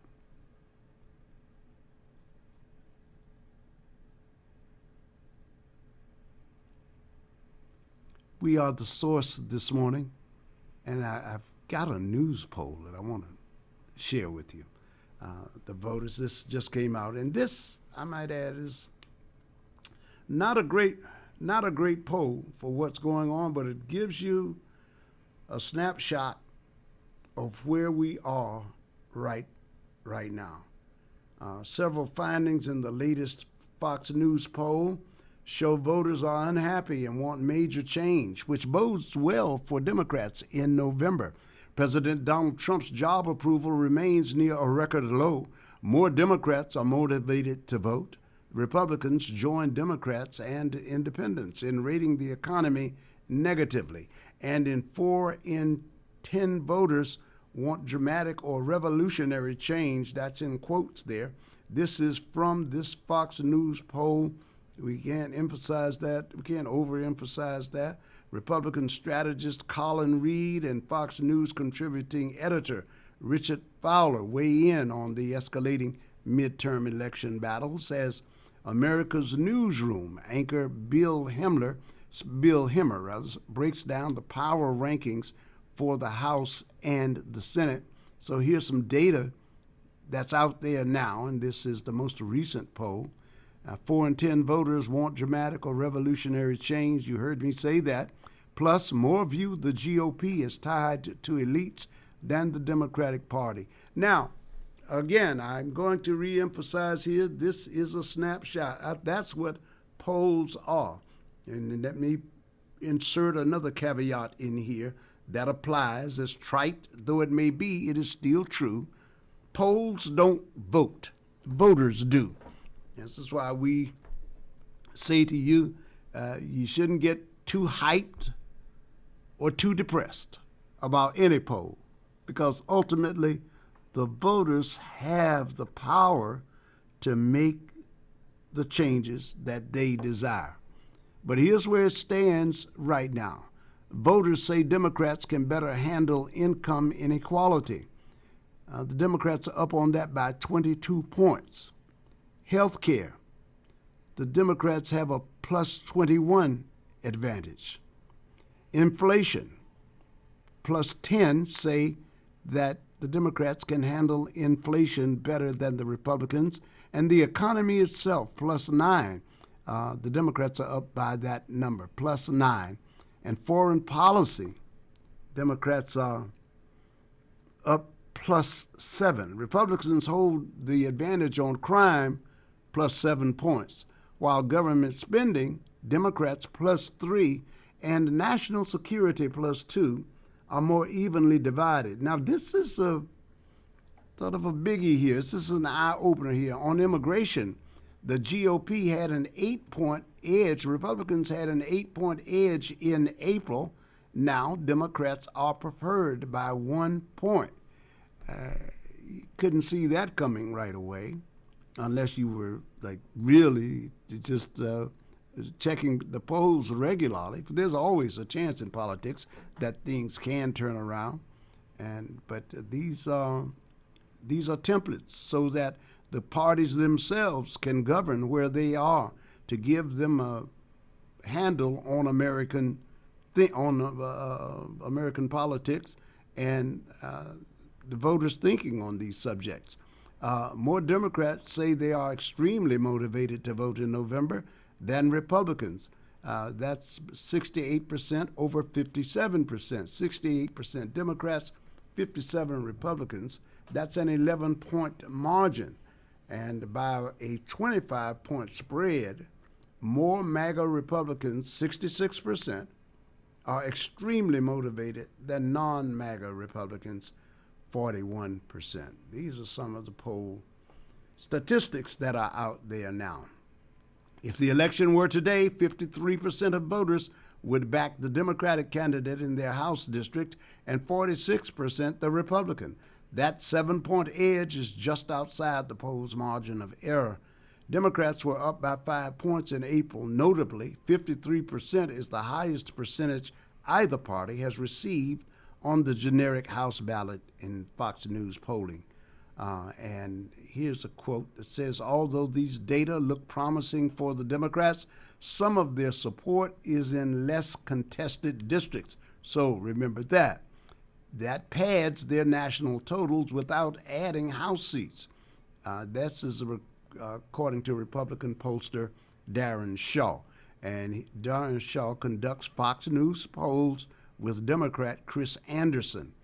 And he also goes on to say the best estimates I've seen suggest the GOP could retain the House even if the Democrats win the national vote by 2 to 3 points. But if Democrats win by 6 or 7 points, they probably take the House. The Democratic advantage comes amid weak ratings for Trump and continued economic pessimism. Trump's job approval stands at 39%. That's unchanged for the third month in a row and 1 point above his low of 38% in August 2017. Approval of Trump is just a touch lower than former President Barack Obama's at the same point in his second term. Trump received net negative ratings, however, for handling immigration, and that is somewhat of a surprise. 42% approve, 57% disapprove. At least let me say it's apparently a surprise to his staff. He received a 42% approval, 57% disapproval on immigration, and as far as the Iran issue is concerned, 34% approve, 66% disapprove.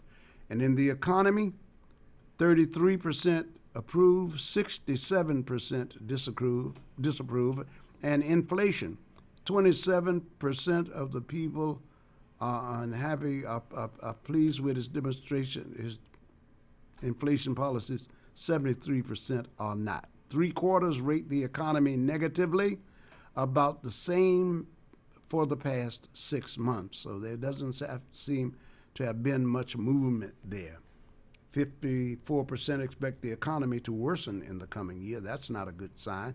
Only Republicans express optimism. 71% of the Republicans say this is going to get better. This is going to get better, while Democrats, 75%, and independents, 64%, expect it to worsen. So these are some of the numbers we've got. Hello, caller. You're on 713-668-1230.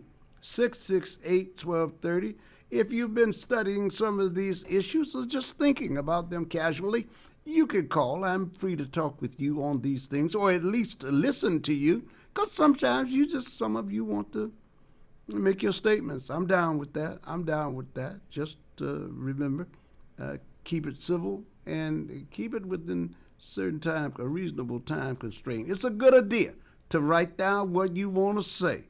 I understand that's unusual for you perhaps, but the thing is, if you just do it impromptu, you're going to leave something out. That's okay. That means you'll get the opportunity to call another day. Sometimes, and this part for sure, you're not going to get everything in talking with me in one conversation. I mean, unless it's a very short thing, because that's it. That's it. We open up the phone lines so you can talk. You can talk to me, but the phone lines are also my job. My job is to talk as well. And so we alternate. We go between I talk, you talk, I talk, and that's it. All right. We are the source. Hello, caller. You're on. Good morning. Yes, you are a pro, Paris, and I love the way. And there's several ways to do a talk show, ladies and gentlemen. As a veteran of talk show listeners, I don't know if you remember Alvin Van Black. Alvin Van Black, yes, man. Whoa, buddy. You take me back to KPRC for real. Yeah, Alvin Van Black. Yeah. No, I mean, and I love it. Or was it KTRH? Am I right? KPRC or KTRH? Oh, boy, now you're, yeah, I believe you're right. Most of the time you are right. And look, where was I going? The senior moment. Oh, yeah, no. The way you do your job, I like it, and obviously I like it, or otherwise I just wouldn't. I would go elsewhere. But at least you thank the people. You thank the people, and you are a good listener, and you let people have their say. But just there are other types of radio hosts that understand it, and you understand every single thing I'm telling you. It's a business, and you know how it works. Obviously, you've been doing it, but other people have gotten to the point, and in life too. It's all about me, Paris. And if you like me, you like me. If you don't, you don't. Get the blank out of my life. And my life individually, ladies and gentlemen, whether it's your profession or you individually living out here, it's more than just you, okay? Be like Paris, a good listener, and at least if you don't like somebody, pretend if that's your profession. I mean, people are giving you a lifetime of work, and you're getting paid. Why not be nice and listen, whether you agree or not, have people have their say, like you're doing. But that's why I like you, okay? The way you do your job. And there's other ways, like doing some other jobs. And you heard me, Junior. I heard you. But to each his own. And that's life. One life per customer. But no, I apply that beyond you statement that I'm always saying, beyond your circle. Just in life in general, to how you treat people or live your life. It's not just about Texas Mike and what he thinks, ladies. I'm way beyond that, okay? But as to why I call Paris, there you go again, talking about my guy, Paris. All these numbers, and if anybody knows about numbers, Paris just said, look, he won't get too excited and count his horses, no chickens before they count. It doesn't look good according to the polls. But Paris, you've seen the movie Godfather, right? Oh yes. Al Capone. Yeah. These two individuals, ladies and gentlemen, they had the politicians and even the police in their back pocket. Okay, that's how they were able to get away with stuff. But everything ends, obviously. But look, my guy, ladies and gentlemen, has not just the politicians as the control, but he has the heads of everything. The Attorney General, some would say even the Supreme Court, and when I'm talking, he has the power. He does. That's why even sometimes Paris refers to him. He almost like king. The power, not directly, but the power he has. And when I talk, you ladies and gentlemen, you don't know what's coming. And some of you refer to Democrats are playing checkers and Republicans are playing chess. I mean, there is nothing my God will not do to retain his power. And I've had this conversation in different scope. And Paris came up with, well, Texas Mike, to speak myself in the third person, we have the attorneys ready. I'm talking way more than intimidation or having nice people on the. I'm talking top level illegality, and when you have the like I referred to the movie, the politicians, the police, the heads of every single department as your yes person. That's how you get away with stuff. So you don't know. You think you have some idea, and you're referring to Texas, but no. In the end, we're right. Of course, you're right. But how can you fight somebody like a mob boss like Capone or Don Don? If he's got and he's willing to use that power to retain use the power of the yes people to retain the power, and that's why I say, you are going to be surprised what comes in November, and now I'm repeating myself. Paris said, we're ready to take them out. You haven't even thought about what's coming. I haven't heard it on this air, and I'm not going to say it because I'm protecting my guy, obviously. But whatever illegality he says, your attorneys, obviously, well, if I'm being fair, they would have thought of it by now, okay? There's no thought up there that somebody hasn't thought of it. But my guy goes beyond anything sometimes you can think of he will do, okay? That's how and now use the word how crazy he is, how evil he is to. Okay, how can you understand someone who will do anything and evil? Can you put yourself in his shoes? No, you can't. It's almost impossible, Paris. Yeah. So get ready, babe. Come November. Look. I sat through this in the elections. I won't even go back to the number of elections. I've sat through the ups and downs. What the polls say, and the October surprise with Ronald Reagan and the arms shipment, and then the what's her name, Monica Lewinsky dress, and all of these things. You live through it. Live through these things. So try not to get too. I don't confuse these things with my eternal wealth, or my eternal, with my eternal quote soul, if you will. Good one. I'm living here. I mean, I'm living here. I've been enjoying some of it and just keeping watch. The idea is to, for me anyway, I enjoy. I mean, I ask myself, it's a very strange. It will sound like a very strange question to some. When we try to get the meaning out of life, we say, well, what if this would have changed? What if that would have changed? There's always going to be something. If not, what will we be doing here? Right now, we are working on that. What more can we do to make life worth living? I think that is an essential question, right?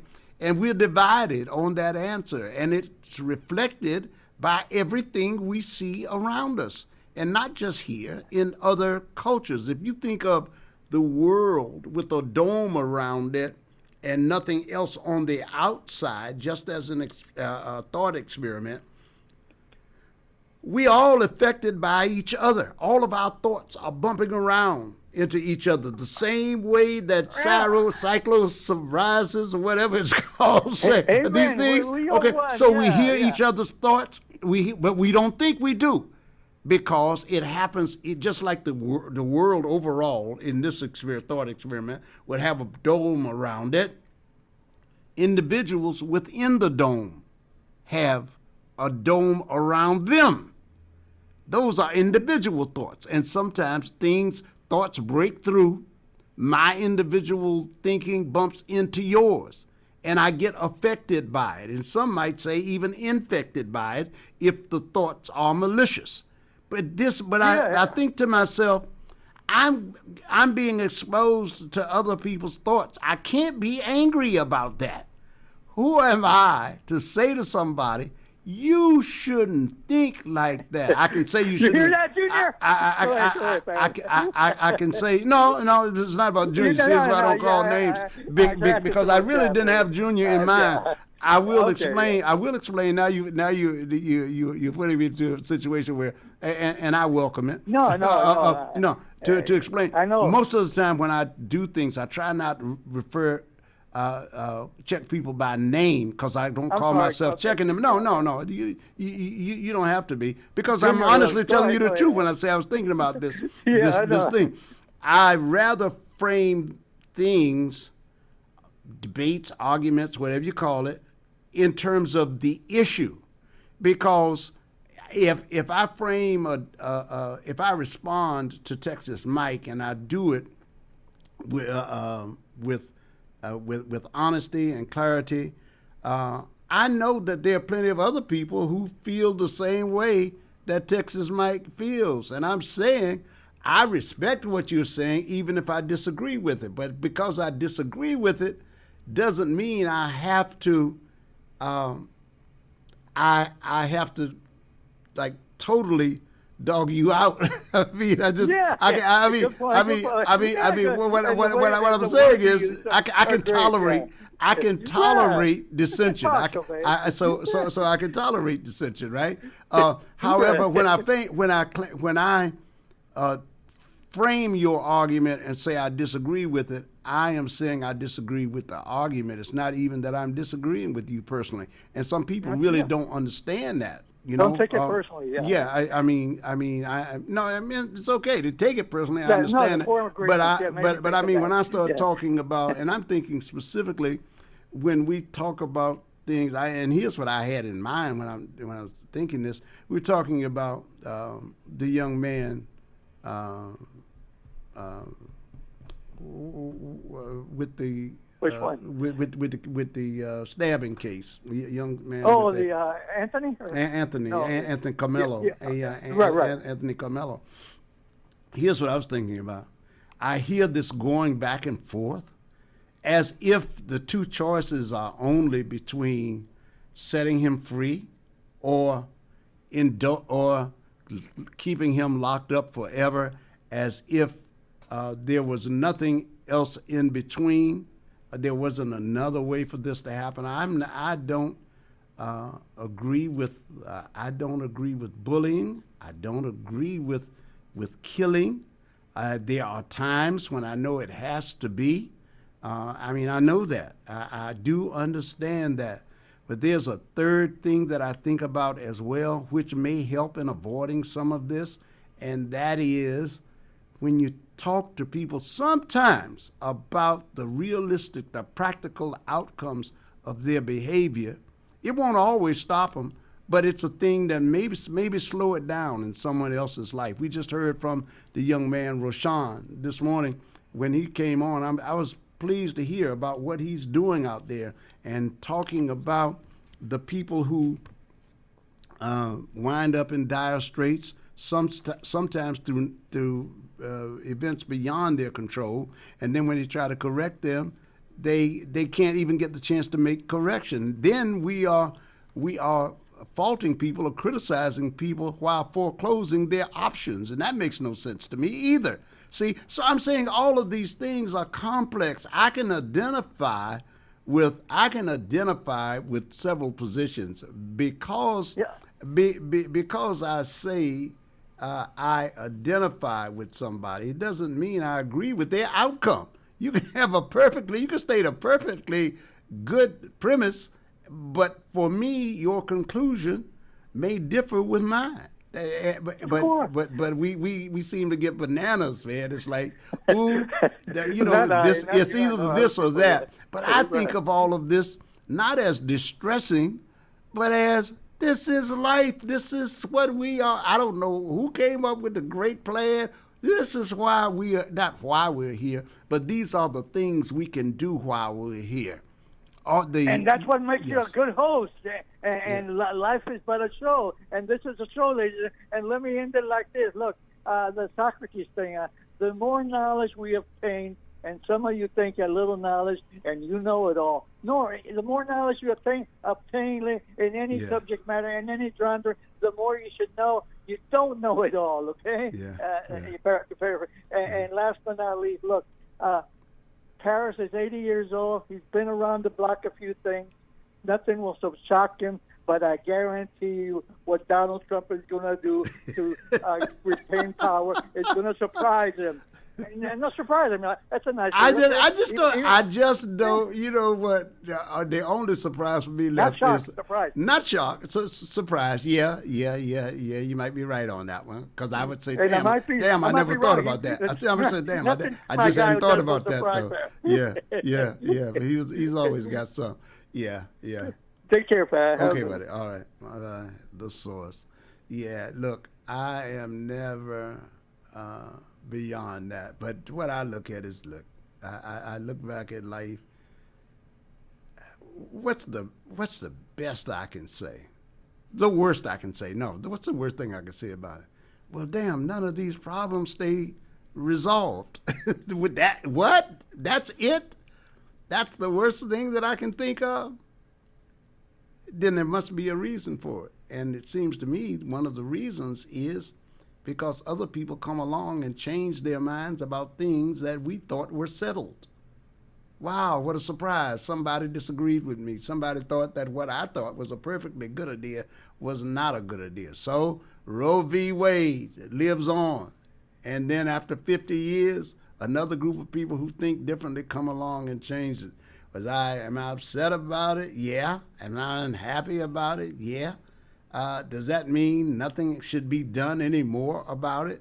No.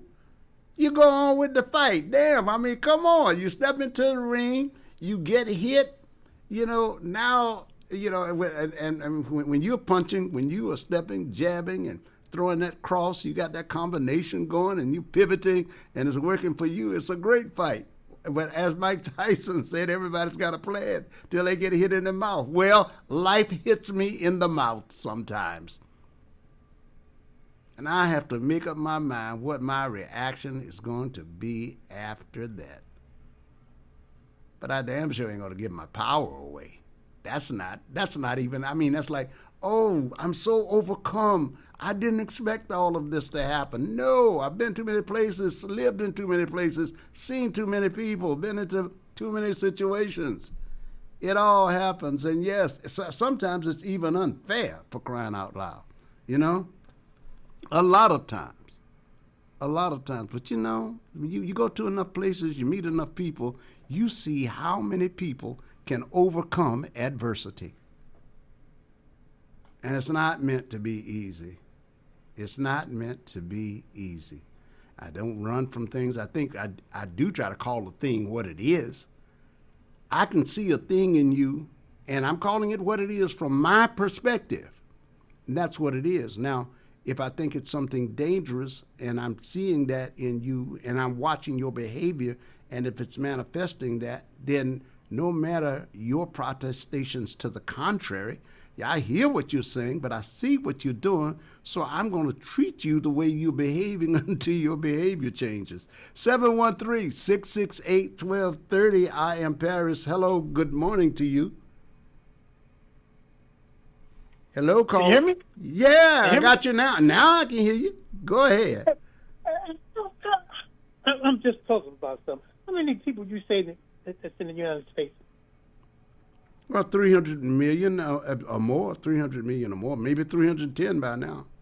Now, out of all these people, 300-something million people, when you was a child, you brought into this world, you were taught to be respectful, to be honest, to carry yourself in a dignified manner, respect the institution of marriage, all these things. I was, yeah, go ahead. That's what I'm saying.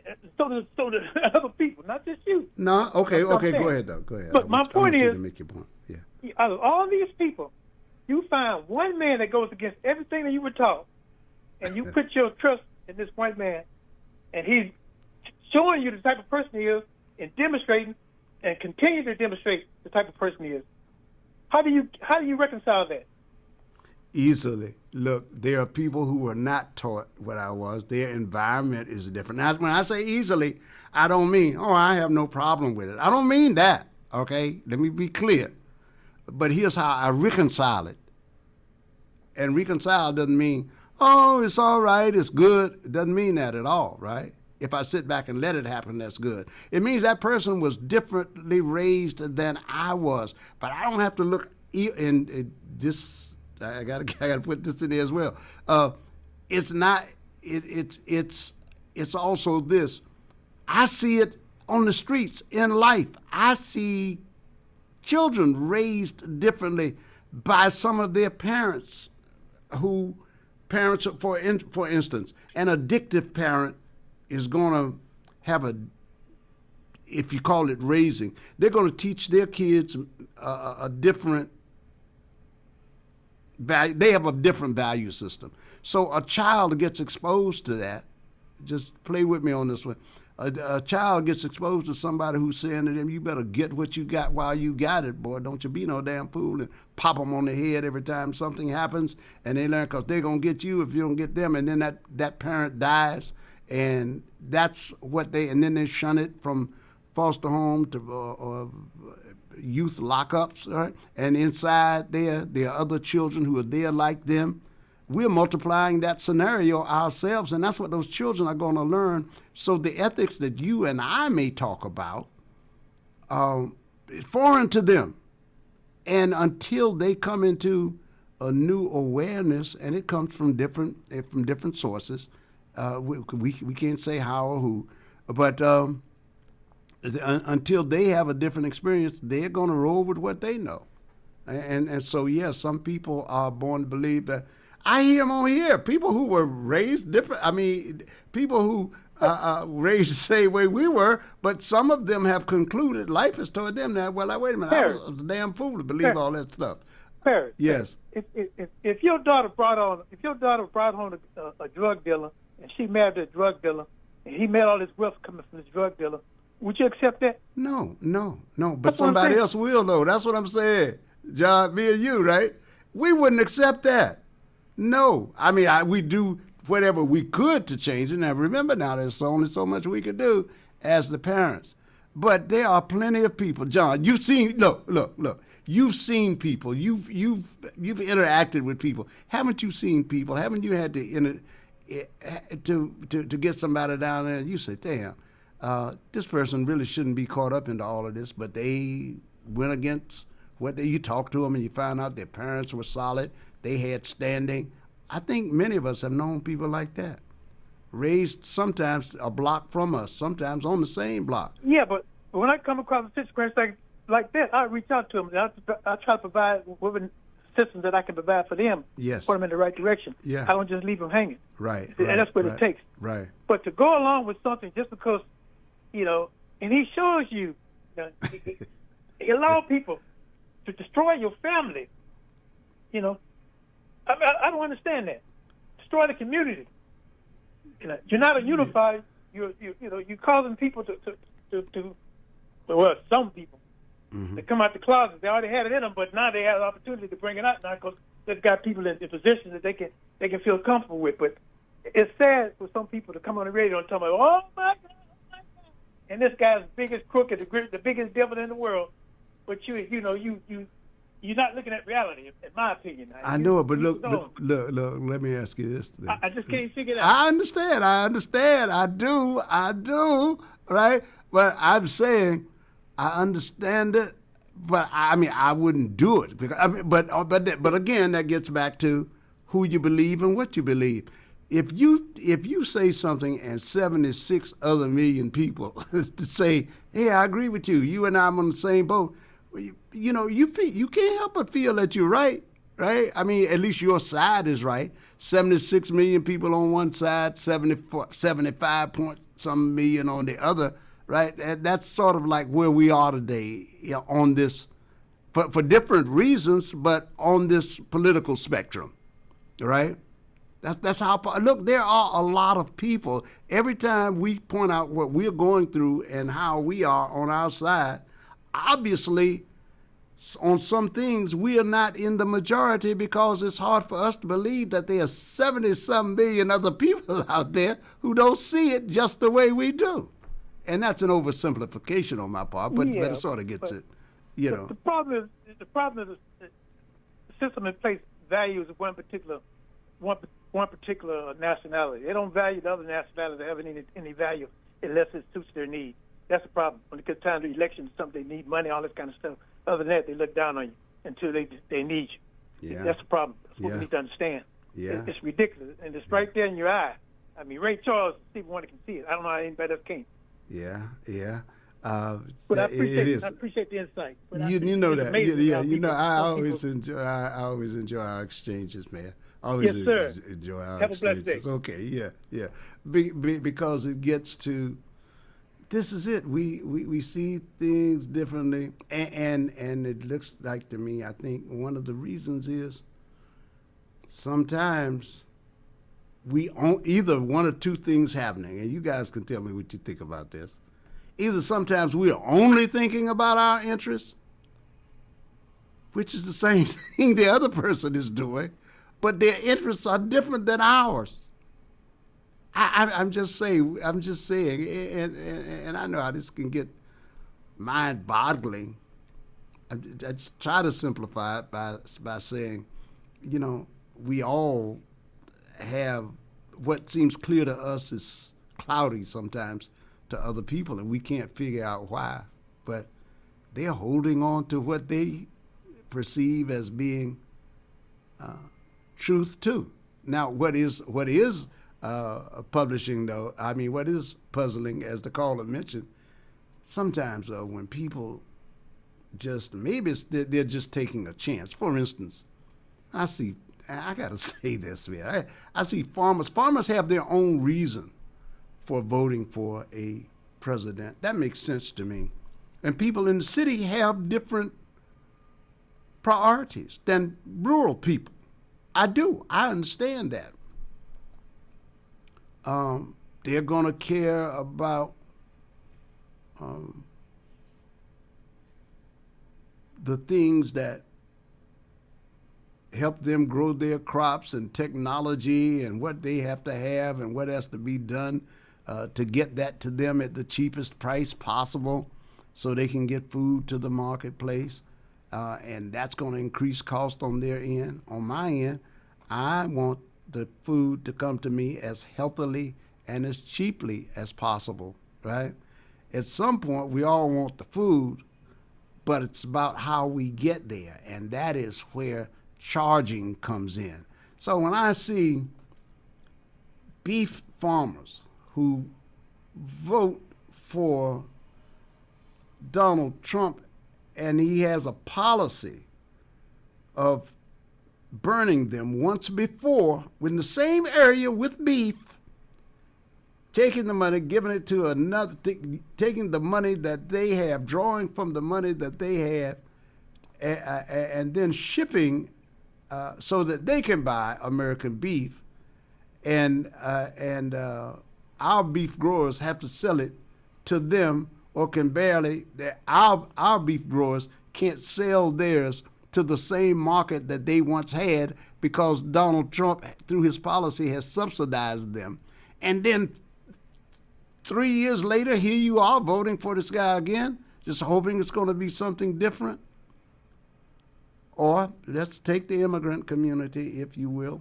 There are a number of Mexicans, Spanish, Hispanic, Latino people who see nothing wrong with what Donald Trump is doing. But it looks like that particular hold is breaking a little, because sometimes it takes people don't believe the first thing that you did to them, or they'll make excuses for you if they like you. They say, no, the last time it was this, it was that. And somebody who's good at giving excuses can get you to buy into the excuses, particularly if you like somebody. If they've been saying things you want to hear, you just want to believe, the last time that was happening, happening. And so people give a lot of space to people they love. Like, who in the world would say, oh, they gave me a plane as a gift, when right there in the emoluments clause in the United States Constitution says, no, you can't have that.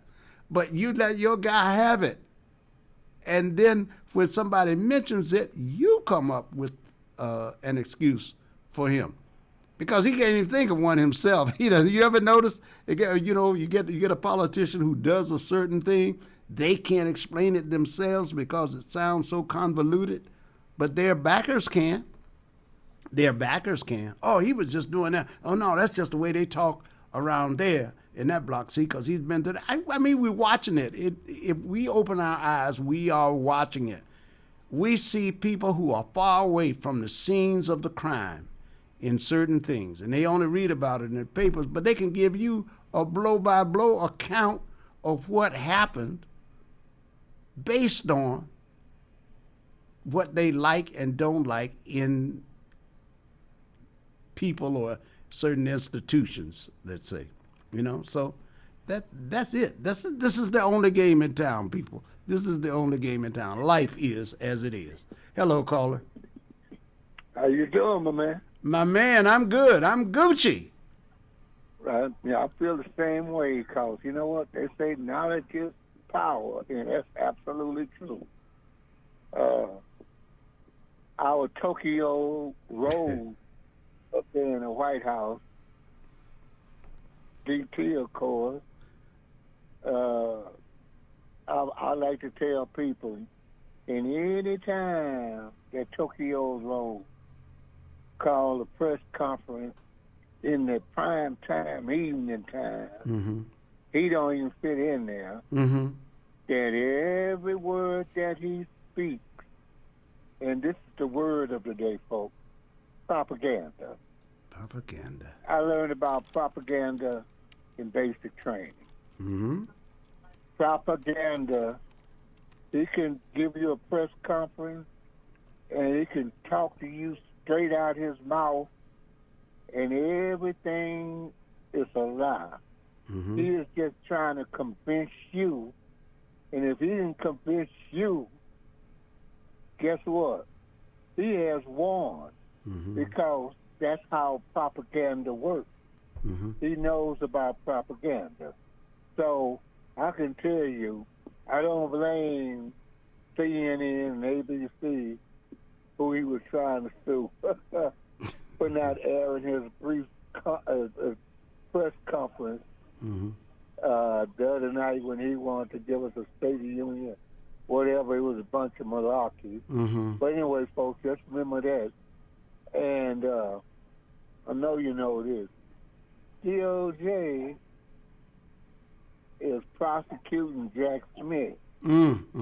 Yeah, right. And you know why. Yeah. Because the president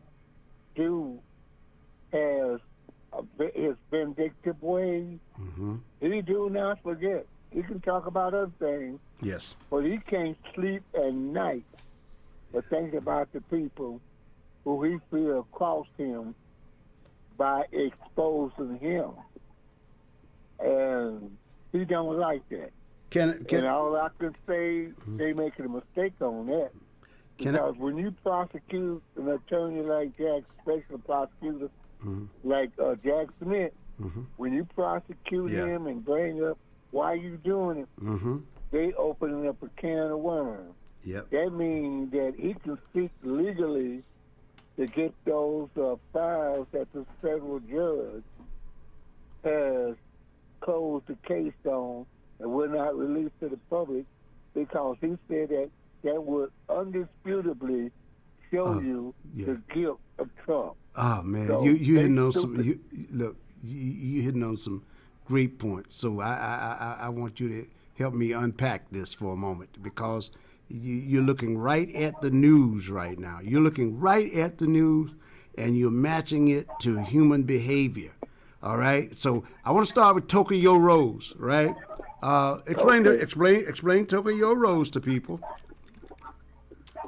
We're doing the Pearl Harbor, Japanese invaded Pearl Harbor, and things like World War II.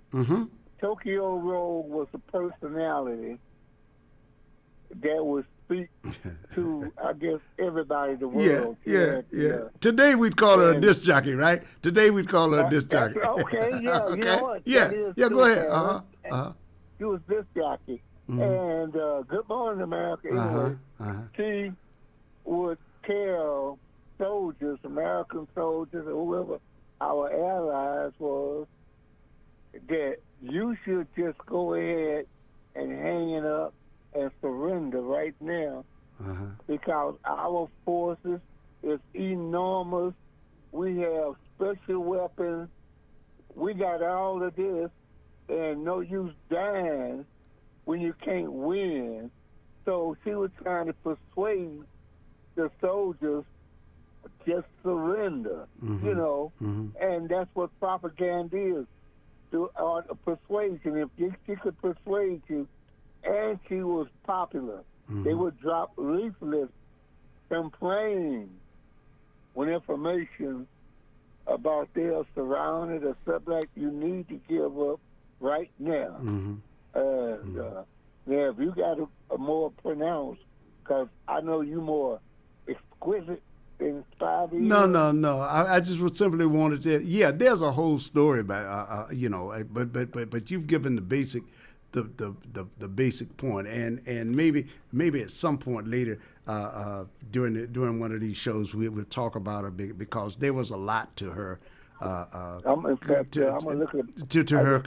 her conviction. Yeah. I mean, she was tried, she was charged, but like so many things, it was the propagandists. They used her as a scapegoat. She did the things that she was talking about, but they were maximized because she was, even as she was spreading propaganda, she started off being a typist for Radio Tokyo, and she renounced because she wouldn't announce her American citizenship. But I don't want that to get in the way of your larger point here about propaganda, because you just said the magic word to me. Propaganda is what we get now, and it's what makes people follow somebody else, because they do what doing propaganda? They appeal to your emotions. They go by, that's where it comes from. It often appeals to emotions rather than rationality. You know, we like to brag about being rational, and we like to talk about how logical we're being. But the fact of the matter is, the truth about propaganda, it appeals to your emotions, and it uses things like scapegoating. So when Donald Trump says that Jack Smith is the cause of his problems, he's scapegoating because he's already working to undermine Jack Smith's authority. And he uses these emotional appeals to make the people who like him believe that he's being picked on, to make him think that somehow 34 juries across the nation came from different cities, different states, to agree to get him out of office. There wasn't anything else. It was just these people and these judges that he appointed disliked him. And people unite around one common fact. That is, he has all of those cases, so therefore, here's how their reasoning goes. So he has all of these cases, so they must be out to get him. Like Jesse James robbed all of these damn trains. That can't be Jesse James. So the people from, who was it? The Wells Fargo people were just out to get him, right? The Pinckney agents. Yeah, go ahead. Before I go, yeah, that's why I love talking to the prophet. Because I know you the record man. I want to know, is it true that Atlantic Records is the house that Ruth Brown built? Yeah, definitely. And not only that, Ruth Brown's from Portsmouth too. She's from Portsmouth, Virginia, homegirl. She's older than I was. Used to live right across the street in Penner's Point from my brother. Yep, okay. Sure did. My half brother, anyway. But yeah. Ruth Brown. Yeah, I love me some Ruth Brown. Yeah, all right. Yeah. Okay, buddy. All right. Appreciate you, man. Okay, fine. And you know what? She didn't live across the street from my brother. That's a lie. No, that was Jerry Williams' mother who lived across the street from us. She was a singer, though. Swamp Dog's mama. That was my guy. Swamp Dog. Yeah. Indeed, another rock and roll musician, black boy, out of Portsmouth, Virginia. Yeah, Swamp and I went to high school together. But I didn't know Ruth Brown's older than I was. She was a grown woman as I came along. But yeah, she had songs called Mama, You Treat Your Daughter Mean.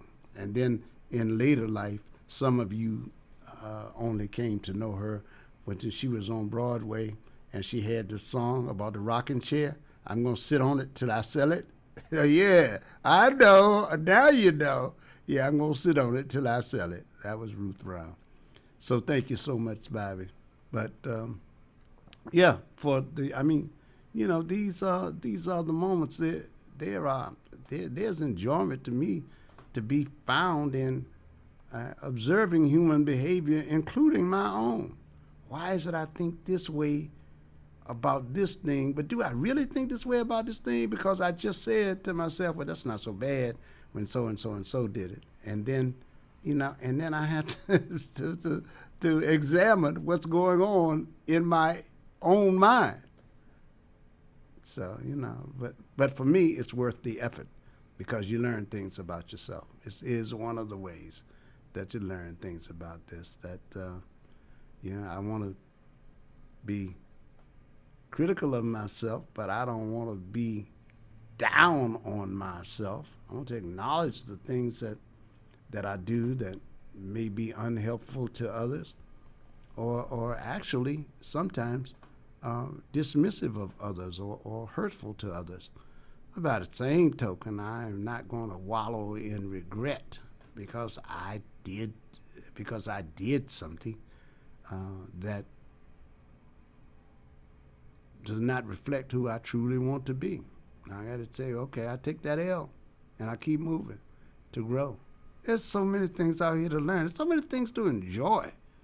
You know, it's like I don't get just wrapped in politics. Like, you know, here's another one.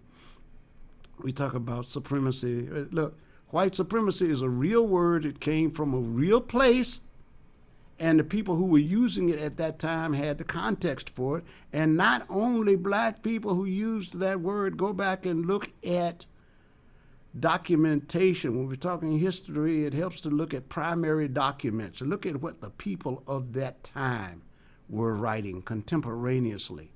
That is not a word that people today made up. That does not come from the 21st century. That's not something just recent. You go back to the 1800s, certainly in the mid 20th century or thereabouts, say near the 1920, 1930, 1940, they talked about white supremacy.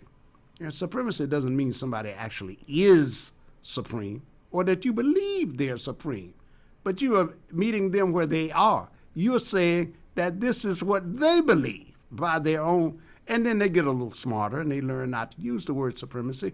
So they use a word like, nationalism. That serves the purpose too. Nationalism is a reflection of a supremacist view. That's what Hitler called his troops. So it's about white nationalism now. So then you're going to hear about Christian white nationalism.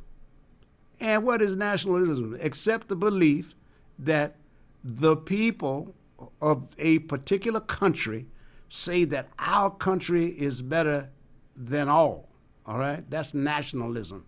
And on its surface, there's nothing wrong with that. But then you get into white nationalism, and you've heard that phrase, surely. And I don't see how you come away not thinking that that's not superiority. Because they've chosen not just nationalism, not just America is great, but out of America, the people in America who make America great is one particular group. That's white nationalism. That's and I call it white supremacy. And the concept predated me, and when I say that, I'm describing to you what history has recorded. Now I don't believe it. I don't agree with it. I mean, there are lots of things I don't agree with. I don't agree with hanging people, but I can't act like it didn't happen. I don't agree with slavery, and that you enslave a person to break them. But these are things that happened in history, and there was a time people called themselves white supremacists, and these were elected people, not candidates. Now these were office holders. You go back, and if you go back to 1865, and you go back then, I mean, it was kind of rampant. And they were Jeff Davis, the president of the Confederacy, made sure people knew his mission was to show the inferiority of the black race. And those teachings have come forward. So I have to acknowledge that those teachings were there. It's 28 minutes after the hour of 11 o'clock. I am Paris. So you got the polls out there. Oh, last night. Okay, so I've told you about the polls. The question is, what are the Democrats going to do with this? It's not enough to say I'm not Donald Trump. Donald Trump and his people are going to do what they're going to do. The question is, what will you rally around? But you see the poll numbers, there's an opportunity there. Democratic Party, Republican Party, 60% say that the Democrats are better on income inequality, better than. White the income inequality. They think only 38% of the Republicans care about that, or that it's being handled suitably for them. More Democrats tend to think that income inequality is a real thing. On health care, 60% of the Democrats think that health care can be better. To think that health outcomes can be better. 39% of the Republican Party thinks it's good the way it is. Only 39%. So these are some of the signs. Saying, who do you think would do a better job on each of the following? 60% of the public thinks that on income inequality, the Democrats would do a better job getting it solved. On health care, they think 60% of Democrats would get it solved. Only 39% think that Republicans would do the same thing. 54% of voters think that the Democratic Party would do a better job on inflation. 44% think the Republicans would do a better job. These are snapshots of where people are. And underneath these are crosstabs, because we have to remember how questions are asked and the methodology, the sampling. All of these things matter in these polls, so you can't take any of them as a surefire touchdown. It's just as, because it's not over. Once I've read that in the polls, that's what's going on out there, and that's what it's going to be. No, it's not a touchdown. It's a play, and people are letting you know where they are in the game right now. But we've got a lot more quarters to go through. We're in July. So we've got August, September, October, November, December. We got 5 more months out here. All right. Of course, by November, people will have made up their mind. Some are making up their mind now. Some already have made up their mind. But this is the reality of it. 54% expect the economy to worsen during the coming year. How about you? You think it's going to get worse or better? Only Republicans express optimism. Republicans are expressing optimism. Democrats, 75%, and independents, 64%, expect it to worsen. And that independent number is the one that's worsened, because the Democrats and Republicans are sort of right there together on it. But 64% of independents think it's going to worsen. Hello, caller, you're on. Yes, sir, Mr. Eley. How you this morning? I'm good, Coffee. What's going on, money? Hey, I'm just listening to you. Let me say this before you say another thing. I'm listening to the newscaster this morning, and I said I got to tell him this. I listened to the newscast this morning. Newscaster's name? Yuma Gucci or something, but it was Gucci. It was Gucci. I was thinking about it. Yeah. Okay. So go ahead. Is that your cousin? only through papers. Yeah. Oh, okay. Yeah. That thing I was trying to think of when I was talking about the kids. It's what was that? Pokemon. Remember, at one time I was trying to think of that spiked hair. It was Pokemon. Yeah, Pokemon. But I heard Keith talking this morning, Mr. Downey, right? Say what about Mr. Downey? Yeah, I heard him saying that some neighborhoods could not get their trash picked up, right? Yeah. Yeah, and I was just thinking, man, if neighborhoods are suffering from that, man, then they have no representation at all. I mean, Is that true that some neighborhoods are not even getting their trash picked up on a regular basis? I would assume it if they're saying it, if they're saying they're doing it on that it's not being done on a regular basis. Yeah, I don't see people having a need to lie about that. Yeah, I know, but isn't that incredible today? I mean, wouldn't you find that to be an incredible statement? I don't. Knowing how systems work, knowing how people, I consider it outrageous, I guess, that is happening. It's definitely inefficient if it's happening, But I'm assuming it's happening because when you look at people on their jobs and what they do, not everybody's efficient at doing their job. So it falls to the city council, the people we've elected in city council to do that. When I say to do that, to hold these agencies accountable. That would be the problem for me. What do you see? Well, I just find the statement incredible.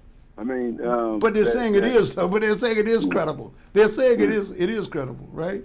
So let's agree at least that when you say incredible, I think you mean like just so difficult to believe, right? Right? Yeah. Yeah. Okay. Yeah. But let's just say for argument's sake. But let's just say for argument's sake that the people are telling the truth, right? Let's just say that, right? So what does that point to you?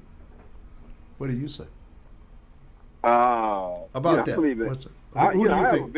I have a vigilante mind, so I would be, if I had any kind of means in the community like that, I'd figure out a way to take the trash to those people who not representing me to their neighborhood.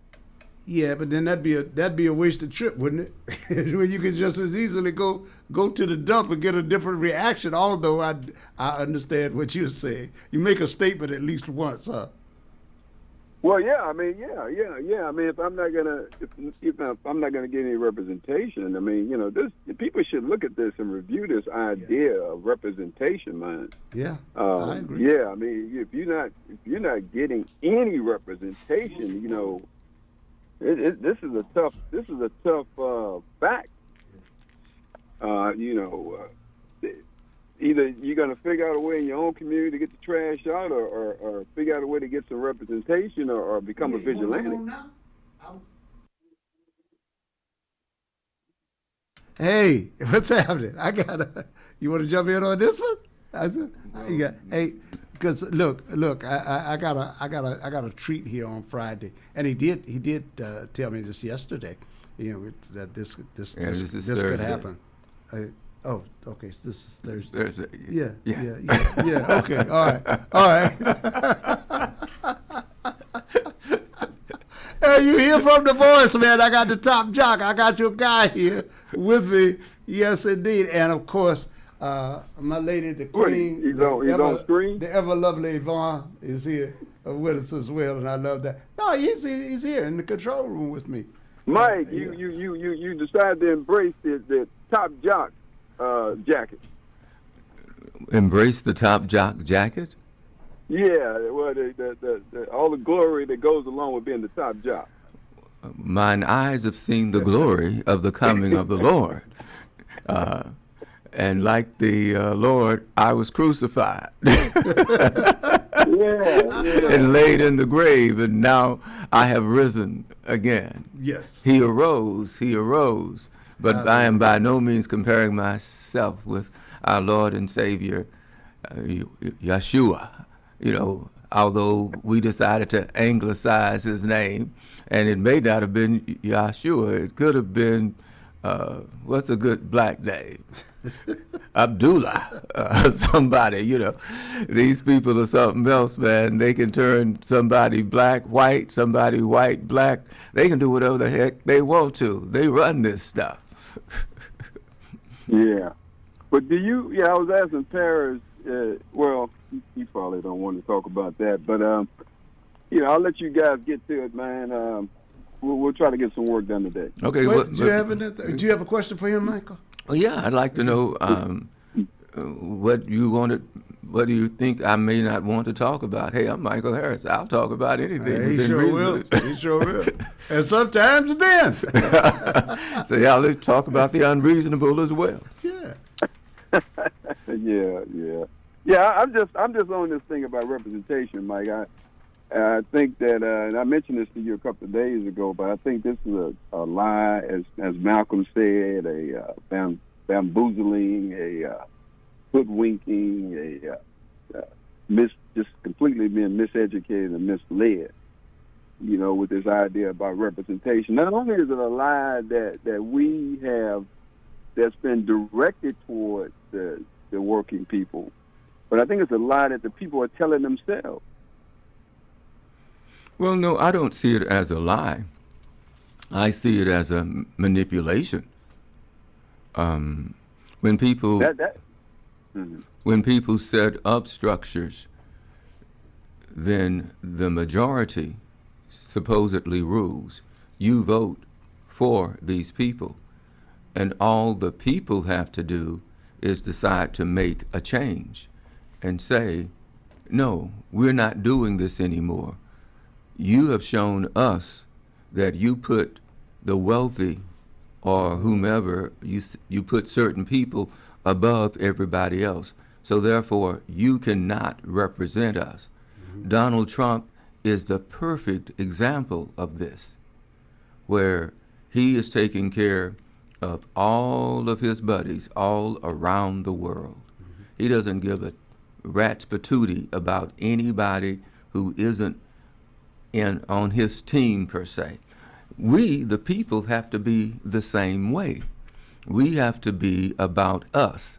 And if we're letting billionaires and millionaires, oligarchs and all these kinds of people run our society, that's on us. We have to go and vote. We have to get out there and say, hell no, this don't go. It's for the people, by the people, for the people, not for making you richer. And all we have to do is decide that's what we're going to do. But that's why they play the race game. They want to pit the rich against the poor, the brown against the black against the brown and the white and the red and the yellow. And they let their money buy us as well. Remember? Yeah, what about this idea, though, Mike, about make America great? Again? No. Just work with me on this one, okay? Okay.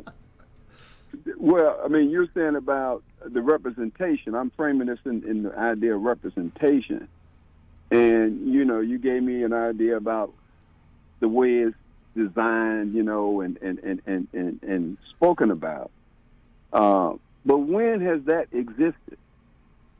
You know, you say this idea about the people, that the politicians always represented the upper class, per se. When has it existed that they represented not the upper class? When what period is that in this idea about American history? I have studied American history like most of us have, and we are only told in American history what they want us to know. So, I would just drop in. Say the period of FDR. Say the period of the New Deal. That was a correction period, because you are correct when you say, you know, that it was all the New Deal came about because it was meant to correct the excesses of the garment industry. Let's say, you know, the abuses of women, the long hours. Child labor, we didn't have child labor laws, all of those things. So that's why so many people, particularly black people, began to go to the Democratic Party. It still took them a while, but FDR was correcting those injustices. Yeah. So I'd say that was a period. That was when the middle class got built, World War II, right? That was when the middle class and even blacks were even. This goes to show you, even at their best, still blacks were getting the short end of the stick, because the Social Security thing, you had to be either a farm worker. I'm sorry, it excluded farm workers and domestics from some of those programs that they had back then, right? So we still got the short end of the stick, Coffee. So and when they were building homes, for the returning military, the veterans program. That's right. They found ways of excluding us. That's right. That's right. Yeah, but so this idea about representation, you say that was a period. FDR was in the 50s. What was he? No. This was in the 30s, 40s, I think. Okay, so your example of representation that you highlight goes back to the 30s, and here we are in 2026, and this is the example that you pull. But so it was saying it's always been stacked against us. Go ahead. So okay, so let's come here today and let's talk about representation for the middle class. Who's having that conversation? What politicians are having that conversation? Not the poor, because everybody goes to the pulpit, the pulpit or the church podium. And makes pronouncements about the poor. Then, of course, people have the, other than if you're not rich, you have a problem with the wealthy. But where is the initiatives for people in the middle? You want me to go ahead? Well, the people in the middle have to start speaking up. And there's this. The people in the middle have been trying to expand it. The people in the middle are what grew America, but the cronyism and the vulture capitalism later developed, and so the middle class began to get squashed. All right, you saw the inequality of income begin to rise in the 70s or 80s. It began to expand. Because the middle class, what was happening as more wealth was being accumulated at the top, they were pulling it from the middle class. So the middle class was paying money upward to the people who were getting the tax breaks. All right, and the people underneath the middle class were the people who didn't have anything to take from, and they were expected to help them too by paying support for these government subsidies downward. And I can give you another example based on what we do, work in radio. Yeah. The producers, the owners of the labels, made the money. Yeah, that's right. That's right. The talent, they got the exposure, but they didn't get the money. Yeah. Not nearly what they should have gotten. They'd have to start their own record labels and pay off people themselves in order to make the big bucks, because they come up with so many ways to take your money from you. Hey, listen, Coffee. we're gonna give you, if Michael wants to, because the lines are all lit. When Michael shows up, Michael shows up. But thank you, thank you for that conversation. Like I say, let's anybody talking about things for the middle class. I mean, we talk about the poor, talk about the rich. I talk about the middle class all the time. But that's where the new thing is coming from, though, Coffee. I think that's what they're finally getting nervous about, because the middle class, the upper middle class. Now you got these TLs, right? So the upper middle class is starting to fight back. No, I'm seeing what you're telling me about my KO, my 401k. They finally starting to lose a little bit, but they were not. Now they screaming, right. Their hair on fire, right? Yeah. Now they losing right. a little bit. But it's been going on way before Trump and way before. Yes, it has. Now. Yes, it has. No, but he's multiplied it though. Okay. All right. But Mike, he's not the sole blame though. And I never. Think it's a mistake. I think it's a mistake to focus on him when the concept is about representation. The reason we focus on him is because he is the President of the United States Coffee, of America. I can't roll with you on that one. Yeah, I'm going to leave you with that one. Representative, though. You Yeah, still yeah, have a But the representative has And no he's trying power. to take that away. Wait a minute. The president doesn't want the representatives. He's trying to take that away. We cannot afford not to focus on the president, Coffee. We got to go, though, right? Got to go. All right. The source. Let me apologize to the caller. I just dropped. Hello, caller. You're on with Michael Lawrence. How you doing, Prophet? And the top jock, the politics. Yo, boy. Your guy, Michael. George Gabriel. What's up, David Cates? My main man. For the people, by the people, for the people. Still there. Want to send a shout out to even your lovely wife, Yvonne. A woman the woman that stands by her man. Stand by her man. Candace Staten. Standing by her man. This morning she's sitting by her man. Yeah, she's with him. She's standing by a man with a hammer in her hand.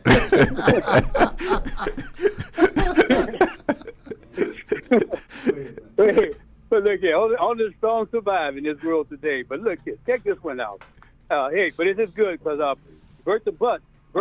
Bert, I mean, Don Sam used to say that Jimmy Castle, but it's a storm brewing out in the Gulf.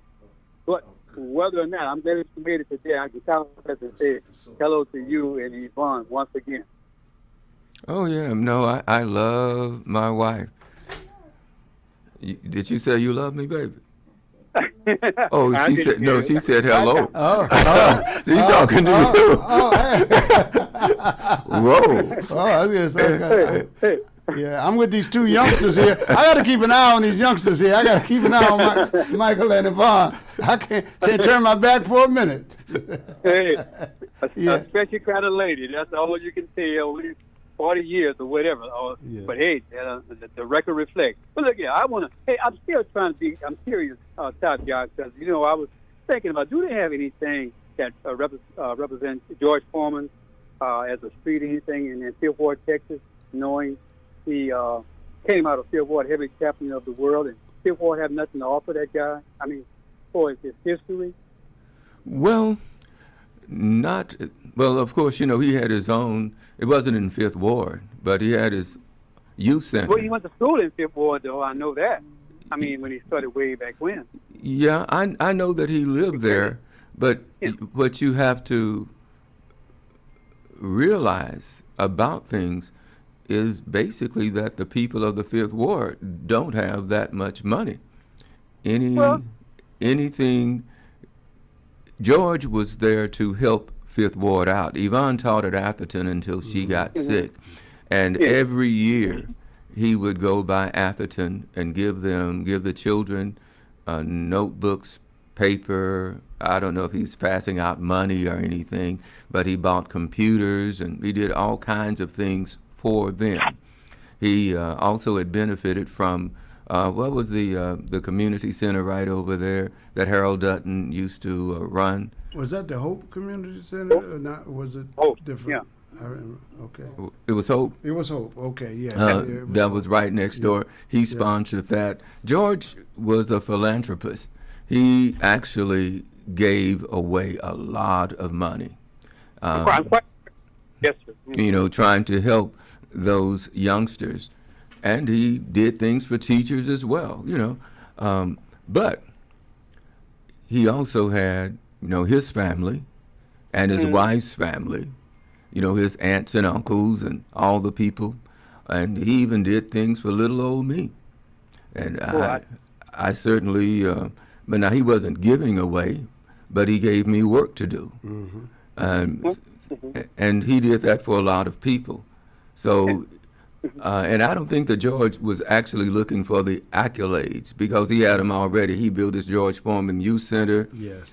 And he took pride. He had 2 buildings over there, a gymnasium, 3 buildings. Then he had, what do you call it, where they go and lift weights and stuff? Gym. Yeah, he had weight. And then he had the other place over there where they actually had classes and things. And in fact, in the summers, I worked over there working with the children in order to help them academically. So he did a lot of stuff, but he didn't do it for recognition. He did it because people fed into his life. He would not have become the heavyweight champion of the world unless somebody saw something in him. He went into the Job Corps. My brother went to the Job Corps, and that's where he learned to fight. And those men who helped him set an example for him to go back and do the the same or even better because he had more money. So George is one of my heroes. And I respect that. The only thing that I am saying is that, I know the more things change, the more they remain the same. But I mean, at this age we live in today, it seems like somebody needs to see something. Young kids need to see something to say, well, listen, I want to be like George. I want to be like Mike. And this is a changing world we live in, but they have nothing to really own up to as to say who is and what is what today. You know what I'm saying? At least that's the way I see it. Well, what's the guy who used to go around? And it's not Bun B. It's the other guy. They had another guy who was doing a lot of things in Houston. Well, Trey the Truth was doing it. The Truth was, Yeah, and you have other people who try. One thing that you have to have, though, is, I guess you could say, the support of somebody of substance and the community. Because we got a lot of haters, too, and there are a lot of people who, when you're trying to do something, they try to block what you're doing. They'll lie on you. They'll steal from you. Hey, church say amen. I mean, and then figuratively speaking, I know that. But I mean, I just applaud you for your endeavors and in life. I heard a caller saying how you had to fight Alvin Van Blank because they thought he was going to get the real top jock award in life. Because I know you had adversaries and adversity, being the person that you are. So I just want to commend you for that and to handle those different challenges and things in life, and you're still standing. So, well, the person that you need to thank, in addition to me, is Deloyd Parker. Deloyd Parker, yes. Because Deloyd, I think Mike Petrizzo actually came up with the idea of partnering with the Shape Community Center. And Deloyd is a very, very, very he's a loyal person, though. I mean, he's been fighting a long time. But I mean, y'all come up together. You know what I'm saying? And they got that money. I didn't get a dime. and I'm so happy that they won. I got some pub, but then. Those devils went to work, and most of the things I was supposed to do got canceled. by TV show, by trip, Well, they love them some Negroes here in Houston. They treat the colored like they are colored. People don't realize the forces that are at work sometimes.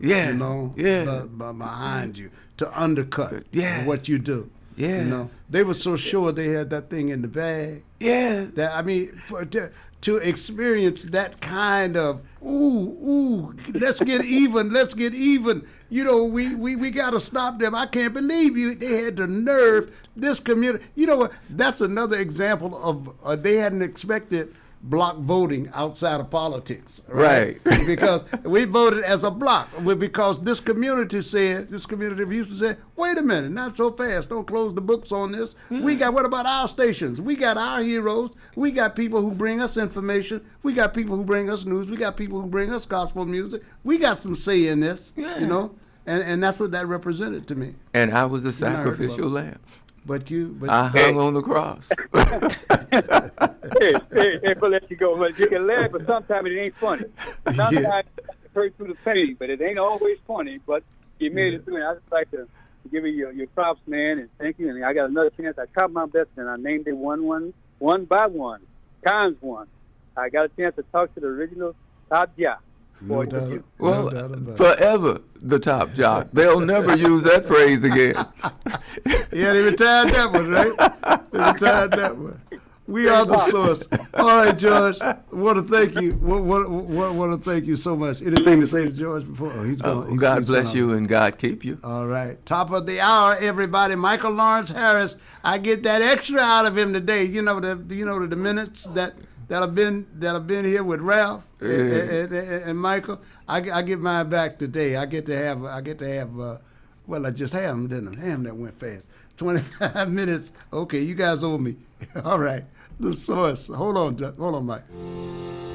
This is Gilbert Andrew Garcia of A Tip from Gilbert, talk, inspiration, and prayer. Listen to my show every Monday from 11 to 12 on KWWJ 1360 AM, KYOK 1140 AM, KCOH at 1230kcoh.com, Sankeet Radio at 95.1 FM, 1460 AM, and Latino Sports, KEYH 850 AM. Call in at 832-570-8075 and follow me on social media. See you then. A Tip from Gilbert, Mondays 11 a.m. on 1230 KCOH, The Source. 5, 10, 15, 20, 25, 30. Hi, I'm JJ Walls with Sunnyside Dental, and yes, it's now been over 30 years that we've been providing quality dental care for our patients in the Houston area. It's now come to my attention that many of you that want to come to Sunnyside Dental have Medicare plans that we don't accept. Hold up, that has got to change. Sunnyside Dental is now accepting most Medicare dental plans. WellCare, Liberty, United Healthcare, Cigna, Kelsey Care Advantage, Amerigroup, Aetna, and many more. We're getting on board. Call Sunnyside Dental at 713-738-1999. If you have Medicare and would like to receive the personal touch provided by Sunnyside Dental, call us at 713-738-1999. We look forward to helping you achieve the smile that you can't wait to share with the world. Got Medicare dental benefits? Call Sunnyside Dental 713-738-1999. Remember when $100 filled a grocery cart? Today, it barely gets you started. If you're retired or planning to retire soon, you may be concerned about how inflation could impact your future income. Inflation doesn't retire when you do. Everyday necessities continues to rise. The question is, will your retirement income keep pace? You may have spent decades building retirement savings, but retirement isn't just about what you've accumulated. It's about what you can spend. Inflation can impact purchasing power and create challenges for retirees living on fixed incomes. At Advanced Wealth and Retirement Planning Concepts, we help individuals evaluate retirement income strategies and explore options that may help support their financial goals. Call today for your complimentary retirement income review. Retirement doesn't come with a do-over. Whether retirement is around the corner or already here, now is a great time to review your plan. Schedule your complimentary retirement strategy session today by calling 832-402-8367. Investment advisory strategies offered through TLG Advisors Inc., an SEC-registered investment advisor. No tax or legal advisement is given. Saturdays, we're taking you back with Carrie Lewis on Inside Tracks. Soulful, funky, rhythm and blues, disco, doo-wop, rock and roll, new jack swing, and everything in between. Inside Tracks has all the classics for you, and even those forgotten gems too. So join Carrie Lewis on Inside Tracks every Saturday afternoon, beginning at 2 p.m. only on KCOH 1230 The Source. Everybody's talking about the high price of eggs. Well, I don't know much about eggs, but I tell you this. If you want great chicken at a great price, how about Chicken Plus, 6210 North Wayside? Let's hear what his customers are saying. Michelle writes, Chicken Plus has some of the best fried chicken and best fried okra in the city. We stay about 45 minutes away, but the drive is definitely worth it. E. Max says, the chicken is seasoned so well and every bite has a special crunch. It's my go-to chicken spot when I want homemade fried chicken that's always good. Now that's what I'm talking about right there. Great fried chicken, okra, rice and gravy, desserts. You're going to find it all at Chicken Plus, 6210 North Wayside. You don't have time to make the drive? Hey, no problem. You can order Chicken Plus on DoorDash and Uber Eats. You better do what you got to do to get your hands on some of that great fried chicken, the best fried chicken in the city. Great chicken at great prices. That's Chicken Plus. See you there. All right, Mike, we're back now. We are back. Position that you know so well. We got howdy ho. Yes, indeed. Yes, indeed. Well, hey, Houston. I'm Michael Harris. My wife, Diana Yvonne Sanders Harris. is in the house with me. And let me send out a shout to my in-laws. Yvonne's older brother, Billy. Is his real name Billy or was it William? His name is Rudolph. Yeah, we called him Billy. Here I am, been in the family now for 30 or 40 years and don't know the Negro's name. Rudolph Sanders, Billy Sanders. He went to Kashmir too, right?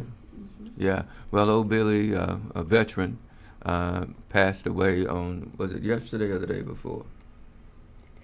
The day before yesterday, out at the VA. Sorry to hear that. Yeah, he was my favorite brother. Yeah. In-law. Yeah. Yeah, did a lot of things together. So condolences and funeral services are pending for him. That's the bad thing about getting older, Paris. Now, you've lived a long time. Yeah, certainly have. Yeah. Certainly have. Because when I was a little boy, I used to listen to you. Mama, here comes that man. Well, that man has this crazy man with him, and people are holding. I got my guy with me. Yeah, we'll get back to the phone. Okay. Caller, you're on with Michael Lawrence. Hey, man. I want to know, how you doing, Miss Yvonne? I want to know, do you have your granddog with you? So, I want to say something to the pie dog. But, hey, Marco, so, I thought you were going to tell Mickey Lee's story. Mickey, you my friend. I need your help, Mickey. They called me, man. They lose my number, nigga, roll. So he go call. He go to his other place. Well, Bobby Ray. Bobby Ray. Yes, sir. Mickey did me the greatest thing that has been done for me in my lifetime. You know what that was? What was it? When I asked him to go on that trip. That last trip that he made. Go to the mountain? And he had already booked it out. Oh, really? Hello? Yes. Yeah. Because wow. if he had let me go on that trip, I would be on that plane. Yeah. Wow. And then we be here listening to you from the big tower. So Michael, but I want to know. Hey man, and now you can tell the truth, Michael. But it is the truth. I'm talking about this. I want to ask you. I said, is you a Skipper Lee Ken? Because you sound more like Skipper Lee now. What? Than you do. No, you do. You sound just like Skipper Lee. Negro. You sound just like Skipper Lee. So, and then we lived a long time, Michael. So, you know everybody. Boy, I mean, Michael don't know you. Say, Michael, the Pope. Oh yeah. But man, what if you Linda Brown? You know, because of you and Linda Brown, I got a job working for the Seven Sisters. But anyway, that reminds me just like you came in early this morning, say Marcus up or something. Him and Paris, they trying to start a mutiny. Right there, so they trying to figure out how y'all gonna get some of that $25 billion from Calorica, and they're gonna get nothing. Hey man, hey, and then I want to actually you got Crystal in the background, and she said we checking ID. We trying to make sure that nobody else know what's going on in the back room. So, and Ralph, not Ralph, but doggone Pokemon. Paris is on the break you in because go ahead tell him, Michael, that man, you used to be Mr. Big Stuff, but man, when they got big old S on your name, on your forehead, and the S don't mean Superman. Well, thank you so much, Bobby Ray. It is always such a pleasure. And some of your fellow co-workers, I talk to them every now and then. But I won't. Hey, man. Hey, they don't want to say, you know, Michael Harris got a Tesla, and he's been seen running up down the valley looking for a plug and see. Okay, I'll get back with you. All right, Okay. all right, Bobby Ray. All right, Bobby Ray. Mine eyes have seen the glory of the coming of the Lord. And he said, "Where's Bobby Ray?" Anybody see him? Hey, caller, you're on with the top jock. Hey, good morning to my two legends. How you all? Good morning to you, sir. Mama, here comes that man.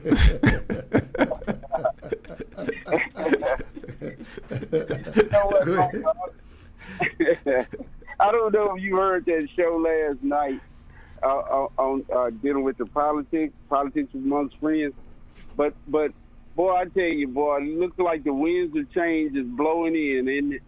Because it looks like capitalism has become nothing but a lie that the people don't believe anymore. Don't believe in it anymore. So they was talking about how socialism, this democratic socialism, is actually taking root. Don't you know, I think Paris brought it up this morning, one of the callers talked about America being only about 300 million people here, over 300 million. So it's over 300 Don't you know it was all, what'd you say, Paris? No, I was saying, yeah, it's over. It might be 310 now. I don't know, 315. Yeah. Somewhere like that. It is something that all it would just take is just 200 million to just stop believing in capitalism altogether, and then you would actually have a change. And the people, and because of the representation that you've been getting for the past 250 years, if longer, it's just how become a lie that the people don't believe anymore. So change is coming, whether you want it to or not. And the young people, they seem to be shifting towards that socialist change, and they don't believe in that in that capitalism part. Not from what the representation have been actually showing for the past 250 years now. I have a question for you. Go ahead. Do you believe in capitalism? Well,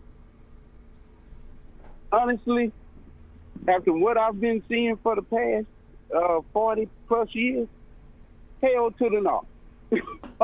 Because it's not an equal playing field. It never have been. And especially when it comes to us, why is it that we still gotta constantly keep going, marching, talking about jobs and justice? It's 2026. Well, because when somebody makes the laws, enforces the laws, they have the advantage. And they have the advantage of treating our foreparents, as slaves, not like slaves, treating them as slaves. And they have been able, through the system that they set up, to legalize almost anything that they want to legalize and criminalize almost anything they want to criminalize. If you don't bow down to them, you can get what kind of stick did they used to hit you with? No, it wasn't no ruler. They used to carry those things, blackjacks. Yeah, something like a blackjack. The police? Yeah. Yeah. And they but they had names for them. Like I forget. It was a baton, or some kind of baton. Yeah. Then they had the ones that they could shock you with. Yeah. They had so many. They have so many ways. Cattle prod. Prod. They had cattle prods. Yeah. And a thing called a sapper. They had the electric charge to it to stick you with. Else, And so when you make the rules, when you enforce the rules, when you are the rules, and you are not a part of that ruling class, you basically are their property. Now, the only thing the poor white man had on us was that he was white. And he thought That's that was a lot. And they encouraged him to think that it was. You know? Yeah, because remember that line in the movie, if you ain't better than a nigga, man, than a nigga, who are you better than? Yeah. That means that means you ain't even better than a chimpanzee or a monk. You know, what is it? Chimpanzees, monkeys, gorillas. You know, if you ain't better than a nigga, who are you better than? Yeah. And they actually believe that. Yeah. Well, you know what? That's why I say it's a lie that the people are not choosing to believe anymore. Michael, out of all years, what have you really gained? Now, you gained the right to go to toilet, but then now here we are in 2026, they killing our children. Still, as they were killing them back then, in the 15, 16, 1700s. Now, you got some of our people running around here talking about White History Month. Let me give you some white history here. Blissful Festival. Young black man, London. I say London. I forgot what that brother's last name was. He's in the same situation with Nolan Wales. Except he lived to tell. You know, he's not out of intensive care yet, but at least he still has his life. And then you got Nolan Wales. I mean, come on, man. At one point in time, you're going to have a change, because I'm like Martin Luther King. Martin Luther King at one point said he got disillusioned with the moderate white. Well, I'm getting disillusioned with the black intelligentsia, because I cannot believe that they're going to sit here and allow for these white supremacists to go here and begin. And I'm not talking about our particular black intelligentsia here. We know what these people are about. I'm talking about the ones that's coming from overseas, becoming doctors and you know, professors of education and stuff like that. They didn't suffer what we suffered, so we know these people. But they coming over here, man, they drinking the Kool-Aid. I mean, come on, man.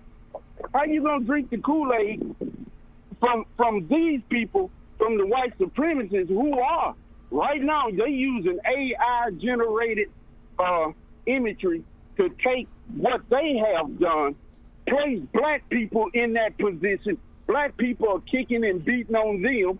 I don't know how in the world they switch that over. I don't understand technology. But these are the things that's being fed to the American people every day. So they taking the narrative of history, putting us in the worst of spots, doing the things that they were doing, and they like to live poor, innocent lane. Well, that's why they like controlling the media. Huh. Tell me about it. And we have an example. Look, yes, we are in the United States, and yes, they still got a little upper hand. But the nation's been in existence for over 95 years. We are that nation that is talked about in the Bible, since people love the Bible, where it says it will be a nation within a nation. Who do you think they're talking about? There are a lot of nations within nations. Following? Oh, you really? Yes. That's following the dictates of God and living it, and not being beholden by these people. Yes, we're gonna respect the laws and stuff, but that's telling us as black people, man, you are definitely, like you just said, Mike, we are a nation within a nation, and we got to start acting like this. Don't you know we have, what they said, that we have more wealth in the black community to where we would actually we actually have more than England does, and a lot of other nations, man, that if we would just combine that, you will be a very big force to be reckoned with. But as long as they keep you, like you saying, they want to hold on to the media, make you think that you the bad monster, you know. So that's what they use. But, man, you're going to have to grow up and get away from that. That is not where you should be at in 2026. You're overlooking something very important. What's that, bro? The government. They make the rules. They set all of those things. And if you want to break away they'd be more than happy to put you on a plane to somewhere in Africa or somewhere. But now, if you want to do that within the United States of America, they're going to call you. Well, they'll come up with something and put your behind in jail or put your behind in a grave. Okay, that is America. If you don't go along with their plans, look where Trump is now. He's over there bombing. Iran. Like now, before that, he was down in Guatemala. Now, if you notice, he doesn't mess with white folk. Right. Yeah, they mess with ethnic minorities, non-whites. I guess there's now all the crap that went on in South Africa. They didn't go over there and do anything to correct what was happening to black South Africans. They had to do it themselves. Yeah. Nobody gave a tinker's darn about those black people here too.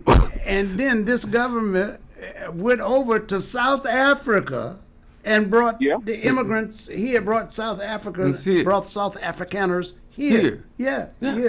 And lifted their quota. They went from like 7,000 to like 17,000 or something. You know, and won't do jack for us. They say when we on welfare, we need to get rid of all these welfare folks. When they set up the structure to keep us on welfare. Yeah. And see, that's the reason why I say I don't understand why some of us having a hard time to understand that look, the young people want something different. They really do, and they're not going along with that. They're out here making their way. They're doing the crypto. They're doing all this other stuff, man. So. You know, I'm like the Bible, man. And I'm following the young folks. I'm gonna get on board. I'm gonna help offer whatever I can to them because they are pushing in a change. And thank you, Paris, for having those young people on because they're not talking like the elders at all. All right. Thank y'all. Talk is cheap, though. Thank you. Getting it done is a lot more difficult.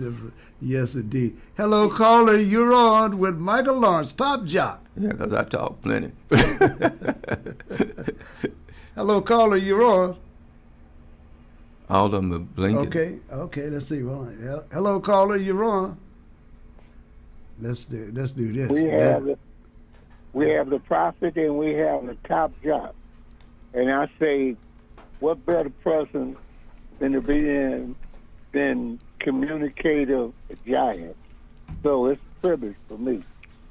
And one thing, I believe in capitalism because capitalism, to me, in my mind, and maybe capitalism in other people's mind means different things, but to me, it means opportunity.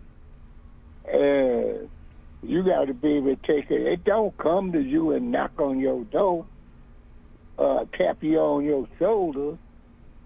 You have to take advantage by going out and search yourself and see how I can take advantage. You can get special training in certain occupations that you know that you're interested in, that you're good. Then you can be independent. Then you have the tools to take advantage of being a capitalist. So if you're the type of person and just wait for it to ring in your ear, it'll never happen that way. And Mike, you have my condolences and your family for the loss of your loved one recently. Oh, you're my sister. But we all have to go. Yeah, but I want to be older than Willie Nelson. I hear you. I hear you. Look here. I never dreamed that she would go before me. But now, guess what? I'm part of the senior generation.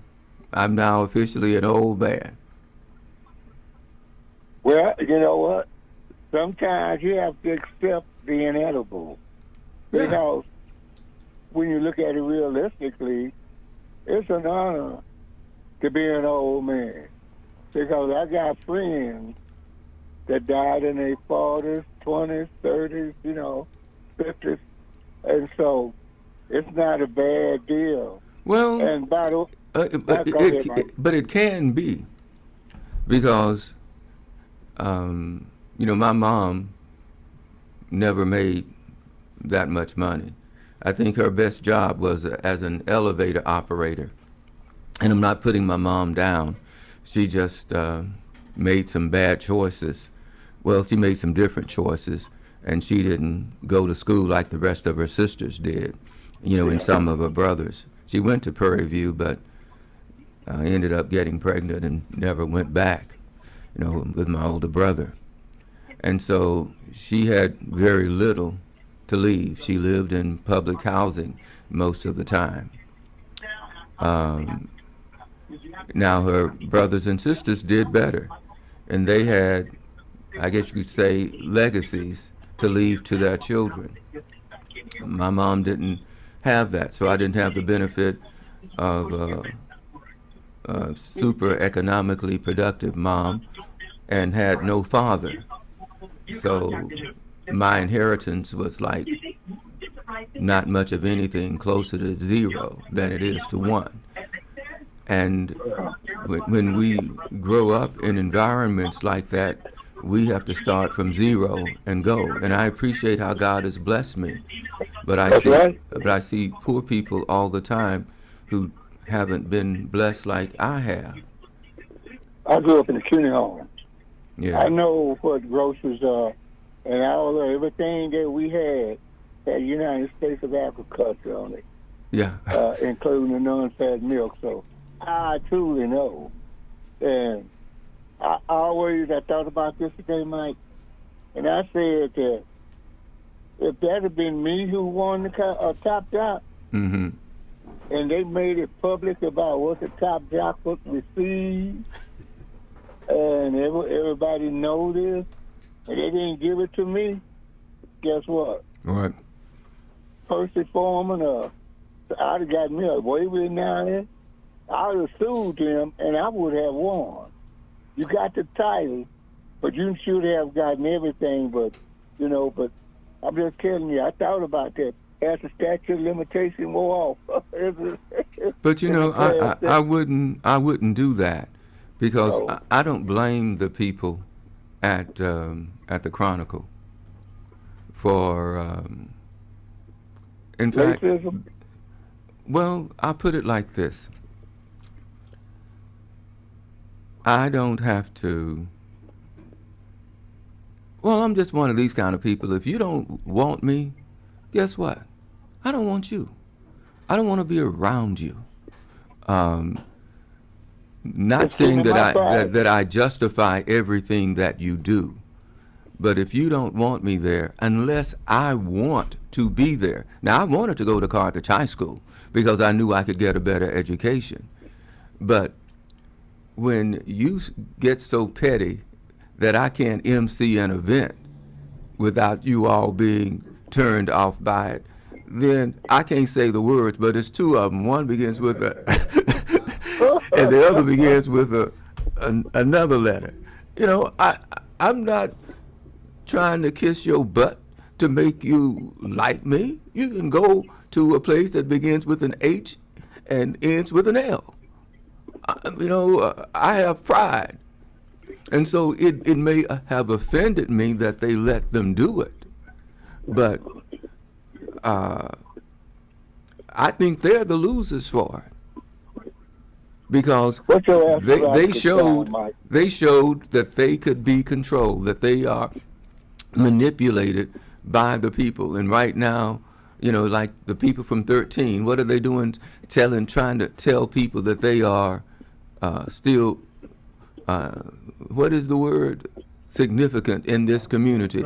Relevant. And what do they really want? What does Washington really want from them? They want them to kiss Trump's fat white behind. Yeah. They don't want them saying anything negative about them. Now, who is amazing. Who are they running from now? They went after. They got rid of Stephen Colbert, mm-hmm. and now they're going after somebody else. If you don't kiss their butts, they're going to try to find a way to punish you, and America has to fight back. Donald Trump's nothing but a con man. a con man. And he is conning the rich. They're making him richer, but he's making them richer. And we, the people, are the ones who are getting screwed. And he ain't using no Vaseline. And they smiling, too. Well, they know it. Well, bend over. That's all I can say. They love it. Yeah, well, keep. But I'm not bending over for you, bro. Ain't no doubt about that. All right. Okay. Anyway, I appreciate your time. Okay, buddy. Yeah. All right. If you look at the Afram News, who are the new faces of the KKK? And guess who they got in front? Donald John. Yeah. All right, caller, you're on. Good afternoon, Mike. Good afternoon, Barris. Hey, good afternoon. And I didn't know I was older than Lindsey Graham. Damn.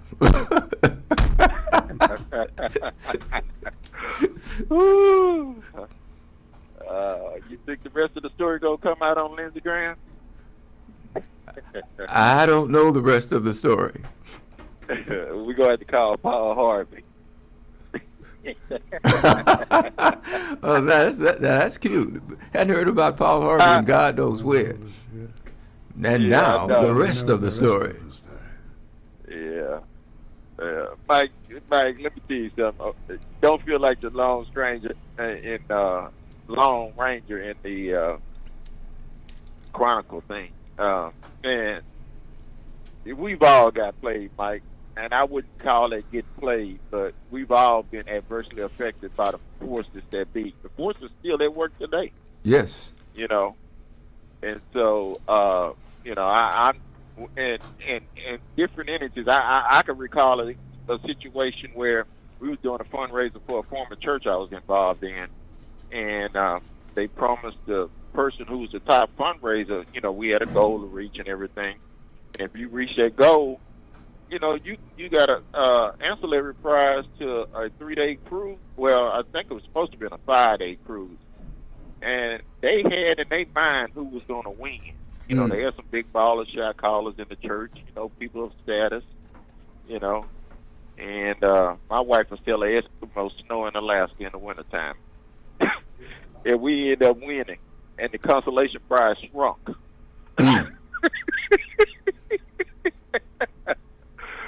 So don't feel like the law ranger, Mike.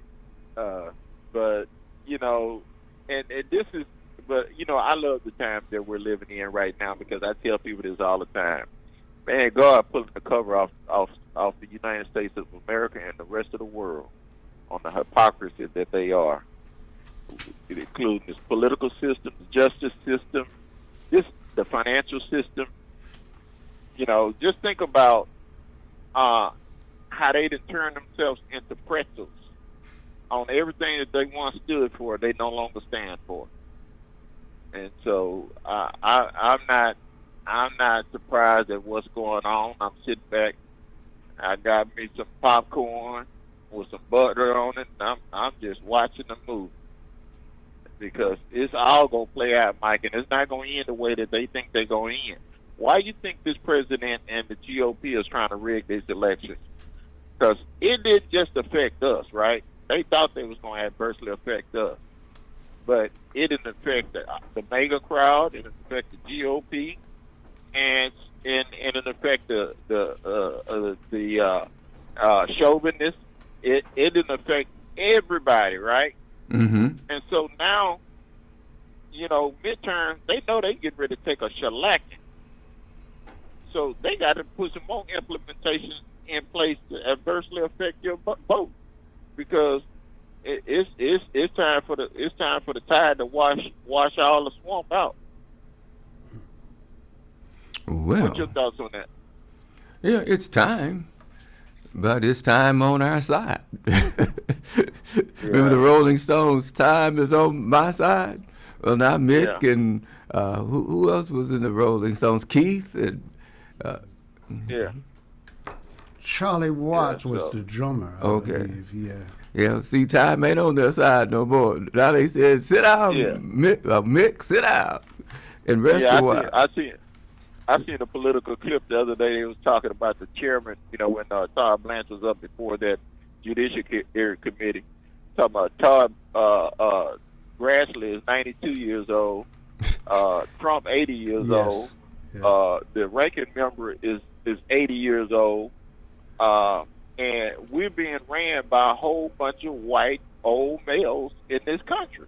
White supremacist old males. Yeah. There it is. Yep. In the words of Tyrone Davis, there it is. All right, Mike, I'm going to let somebody else get on. I ain't trying to be long-winded. Oh, now? All right. Hello, caller. You're on with Michael Lawrence.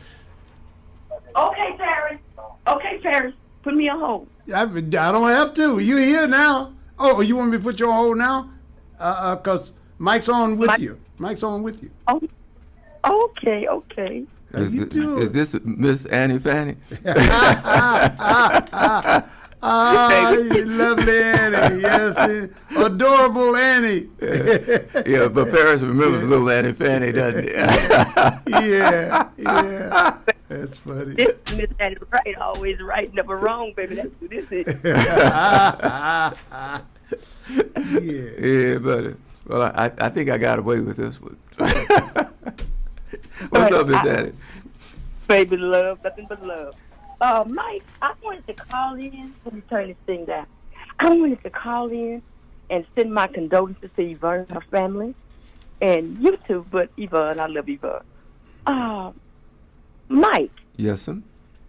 I am so sick of looking at that man on TV, I don't even know what to do. I am sick of Trump. I cannot tell you how sick of Trump I am. And Mike, do you know I watch 26 News. I don't watch it. I just see what's happening and what's going on in our town.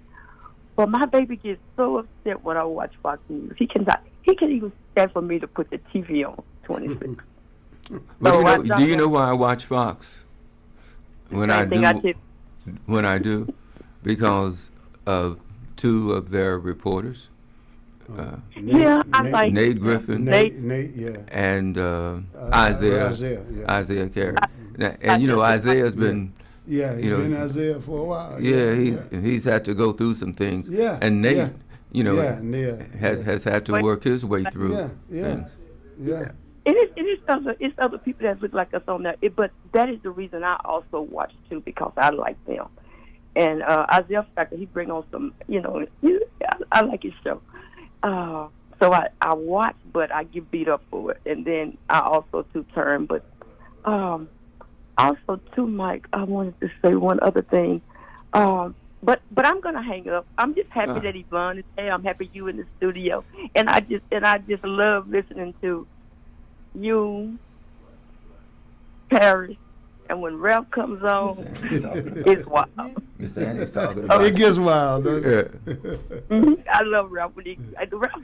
Ralph makes you laugh. Yeah. And I think that's what people need to do in life. They need to laugh more. And we wouldn't have so much violence and killing and stuff. You understand what I'm saying? Ralph, when God was creating the heavens and the earth, he asked Ralph, what can we do? And he just said, well, send me. I'll go. I'll go. So, Mike, and he did. And, Mike, I'm going to hang up because I don't want to have somebody else waiting to talk. And because I enjoy what I'm hearing. Yeah. Okay. Also, Ms. Annie, you know when Mrs. Harris. Mrs. Harris. Yes, Mrs. Harris. Oh, I didn't know. I was about you got cool. Say something wrong. How you doing, Mrs. Harris? Watch your hands, boy. What you mean, watch my hands? Notice I call them boy too. Boy, yeah. Oh, you really twice. Yeah. And so Ralph was. Miss Annie. Michael was talking about when Ralph being there at the beginning of creation when man was made, and he had to ask Ralph one scoop of dirt or two.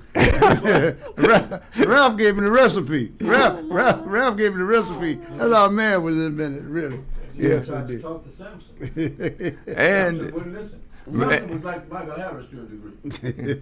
Well, Ralph, I want to acknowledge your 2022 induction into the Texas Black Sports Hall of Fame. Oh, yeah. Now, yeah. But I want to know what game you played. In fact, I'm gonna share with you some other Like Pam Oliver. Hold on. You got, Pam Oliver's been all over ESPN, CBS Oh, for years. yeah, but you put that Michael Irvin. Yeah, Michael Irvin was there with me. Oh, okay. Yeah, I know. left him there.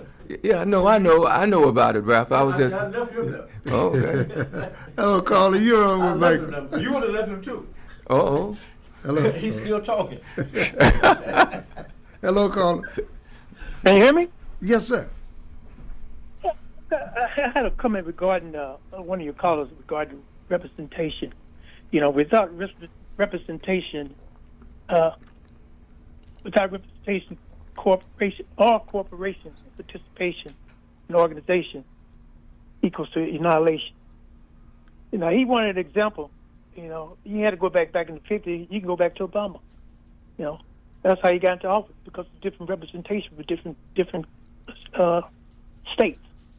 You know, if he wanted to disregard representation, then maybe we should abolish the halls of Congress, because those are supposed to be our representatives who represent our interests. What do you think on that? I'm not for abolishing representation. I was talking about the lack of representation, because if you run as a Democrat, you have to have Democrats, or hope to have Democrats side with you. If you run as a Republican, you want the Republicans to side with you. But since we're not a majority in either party, we end up trying to convince them to side with us. And quite often, they don't have to side with us to continue getting our votes, because they know that without them, we have very little. You see how they redrew the lines and got rid of Al Green? Sure, yes. All he did was wave a cane. He didn't hit anybody. He just waved that cane, and they said, well, your black behinds got to go. And certainly they got Al. And anybody else who they want to get, they can get. They'll frame you if necessary. They'll lie on you. They'll even get you killed if necessary. It's not a margarita. It's just some water. Just some water. But what I'm saying is principally true. They have ways of getting rid of you. Yeah, sure. Yeah. Sure, absolutely. All right, thanks for taking my call. Okay. All right. Yeah, and if they'll go as low as killing a contest, what won't they do? 713-668-1230. Ralph Cooper on at 1. But I got Michael, man, in the studio with me. And now's the time you want to talk to Michael with no filter in between. All you got to do is call 713-668-1230. 713-668-1230. So what else have you been following, Michael? Well, I was just looking at this particular newspaper here, the aframnews.com, you know, Roy Melancon's paper. Yeah, They used to have it at the Frenchies over on I-10. Okay, yeah. But since I've been going in there lately, all the newspapers are gone. Are you all on strike, or did Frenchies go on strike? No, I don't know. I don't know what that's about. Yeah. But they have in here, through the lens of time, Black history. It's 24/7, 365. And they just mentioned in 1861, the American Civil War began. That's how they started. I guess that was because of slavery. Right. Then in 1863, Lincoln's Emancipation Proclamation goes into effect. In 1865, the 13th Amendment passed, abolishing slavery throughout the United States. Now, so it took another 2 years after the end of the war, at the beginning of the war, for slavery to be abolished. Also in 1869, on June 19th, I was born June 2nd, but it wasn't in 1865. The Union soldiers arrived in Galveston to spread the news that the Civil War had ended and the subsequent freedom of slaves. And of course, that became Juneteenth. Yeah. In 1868, the 14th Amendment is passed, guaranteeing citizenship rights and equal protection under the law for black folk. Now, they may have passed that, but it was not put into effect, okay? Forgot to tell the people. Yeah. In 1870, the 15th Amendment is passed, guaranteeing that a citizen has the right to vote and it would not be denied on account of race, color, or previous conditions of servitude. I guess they don't call prison servitude now. Right. Yeah. So you can go to prison and lose your right to vote, but it's not called servitude, although they'll work your behind off. And in 1885, a majority of southern states passed individual state laws requiring separate schools for black and white students. 1885. They weren't educating Negroes up until then, I presume. Well, you know, we talk about it. It was against the law to teach slaves the enslaved people to read or write. Yeah, buddy. I was thinking about old Sam Jackson. He should have won an Academy Award for playing, what was that guy? Django. I mean, for playing, man, what was his name in the movie? Let me see. Somebody's gonna. Yeah, somebody's gonna tell us. Somebody's gonna tell us. Boy, but he had Tom and down to the essence. He was the perfect Uncle Tom. That Sam Jackson should have gotten an Academy Award for playing. Somebody called us. I know you all watch Django Unchained, and as some of you all know, my good friend Oscar Henshin was one of God, now I can't remember his name. Who played? Oh, okay. No. In fact, we had him on the show. Oh my God, the comedian out of Terrell, Texas. Okay. Boy, that's bad. But anyway, Oscar was his assistant principal, and he also taught him a class. Yeah. And I asked him, did he remember him? He says, yes, I remember Mr. Henchman. You know, the thing about my buddy is... let's see who this is. I'm also X, I want you to call back in. I want you to call back in as well. Hello, caller, you're on. Hey, I want to talk to Mrs. Top Jock. Oh, Mrs. Top Jock. Sherman Smith. Mrs. Top Jock. Jock, I saw you in a picture with Jim Brown. Yeah. Robert, Richard Johnson, and Enos Cabell, yeah. And you, I knew the picture had to be old because you were the best looking man in the picture. You had Jim looking. Jim didn't look good as you. I see why he wanted to pick you when I saw the picture. And you know what picture I'm talking about. Yes, I found it and I posted it. I hadn't seen it in a while. Yeah. You know, since I'm not on the radio like you guys are, you know, I don't have a show anymore. Yes, you do. Your show is still ongoing. Your show is ongoing. Believe it. Paris is I just helped to keep it going. Paris and I just kept it going. Oh, okay. Yeah, absolutely. Hold on. But the other picture, the picture with me, you, and George Foreman. I say, now how in the, excuse me, Yvonne, how in the blank did he get to look better than either one of us? I'm Michael Harris. That was the one out in North Line, not North Line, but the mall, Greenspoint Mall. Oh, Greenspoint. Yeah, we took a picture, the three of us. When George started his comeback, we took a picture together. Well, I don't know. When you are just handsome, you're just handsome. Right. Born with it. Yeah. It is born with it. Yeah. Hello, caller. Hello, caller. Good to hear from you. Check in with us. Yes, sir. You talking about Jamie Foxx? Jamie Foxx. Yeah, Jamie Foxx. Yeah. Oh, I thought you were talking about what was the You said Terrell, Texas. Yeah, no. No, I was sorry. See, I couldn't keep thread of the conversation, Cheryl. How you doing? Yeah, it was Jamie. Yeah. We're good. You know, Michael, you know I'm your neighbor. Yeah. Uh-huh. Mm-hmm. Yeah, I know, and I know who your son is. Oh, okay. Judge Joe. Yes, sir. Yeah, so Joe's into private practice. Is he still the not DA, the what is that? Judge. Yeah, he's still the judge too? Yes, sir. He's still on Wallsville. I didn't know they would let you do private practice and do that too. And I was wondering. Yeah, he's a lawyer. Yes, sir. Well, that's good. Tell him to don't forget old Michael. I posted a picture of him a while back when he was and he came out to visit us at when we were doing that TV show. Oh, okay, yeah. Yeah. Well, Cheryl, I'll tell you this: it's good to hear from you. Y'all on a first name basis, huh? Well, yeah, no, yeah, she calls into Lydia's show from time to time, and she would call and we'd speak sometimes, and she was always very interesting, particularly when we talked about school matters, you know. Exactly. Yeah, so I thought she was somewhere building another school, maybe. You know. No, she's done her work. Yeah. She just stayed busy. All right. Anything else? I just called in and say, hey. All right. Okay. Thank you. Yeah, but that was a big day, and then KCOH was in the movie. You know. When Now, who played? Who was that? King B. I don't know. Who that guy was. I don't know. But you worked with King B, didn't you? Yeah, sure did.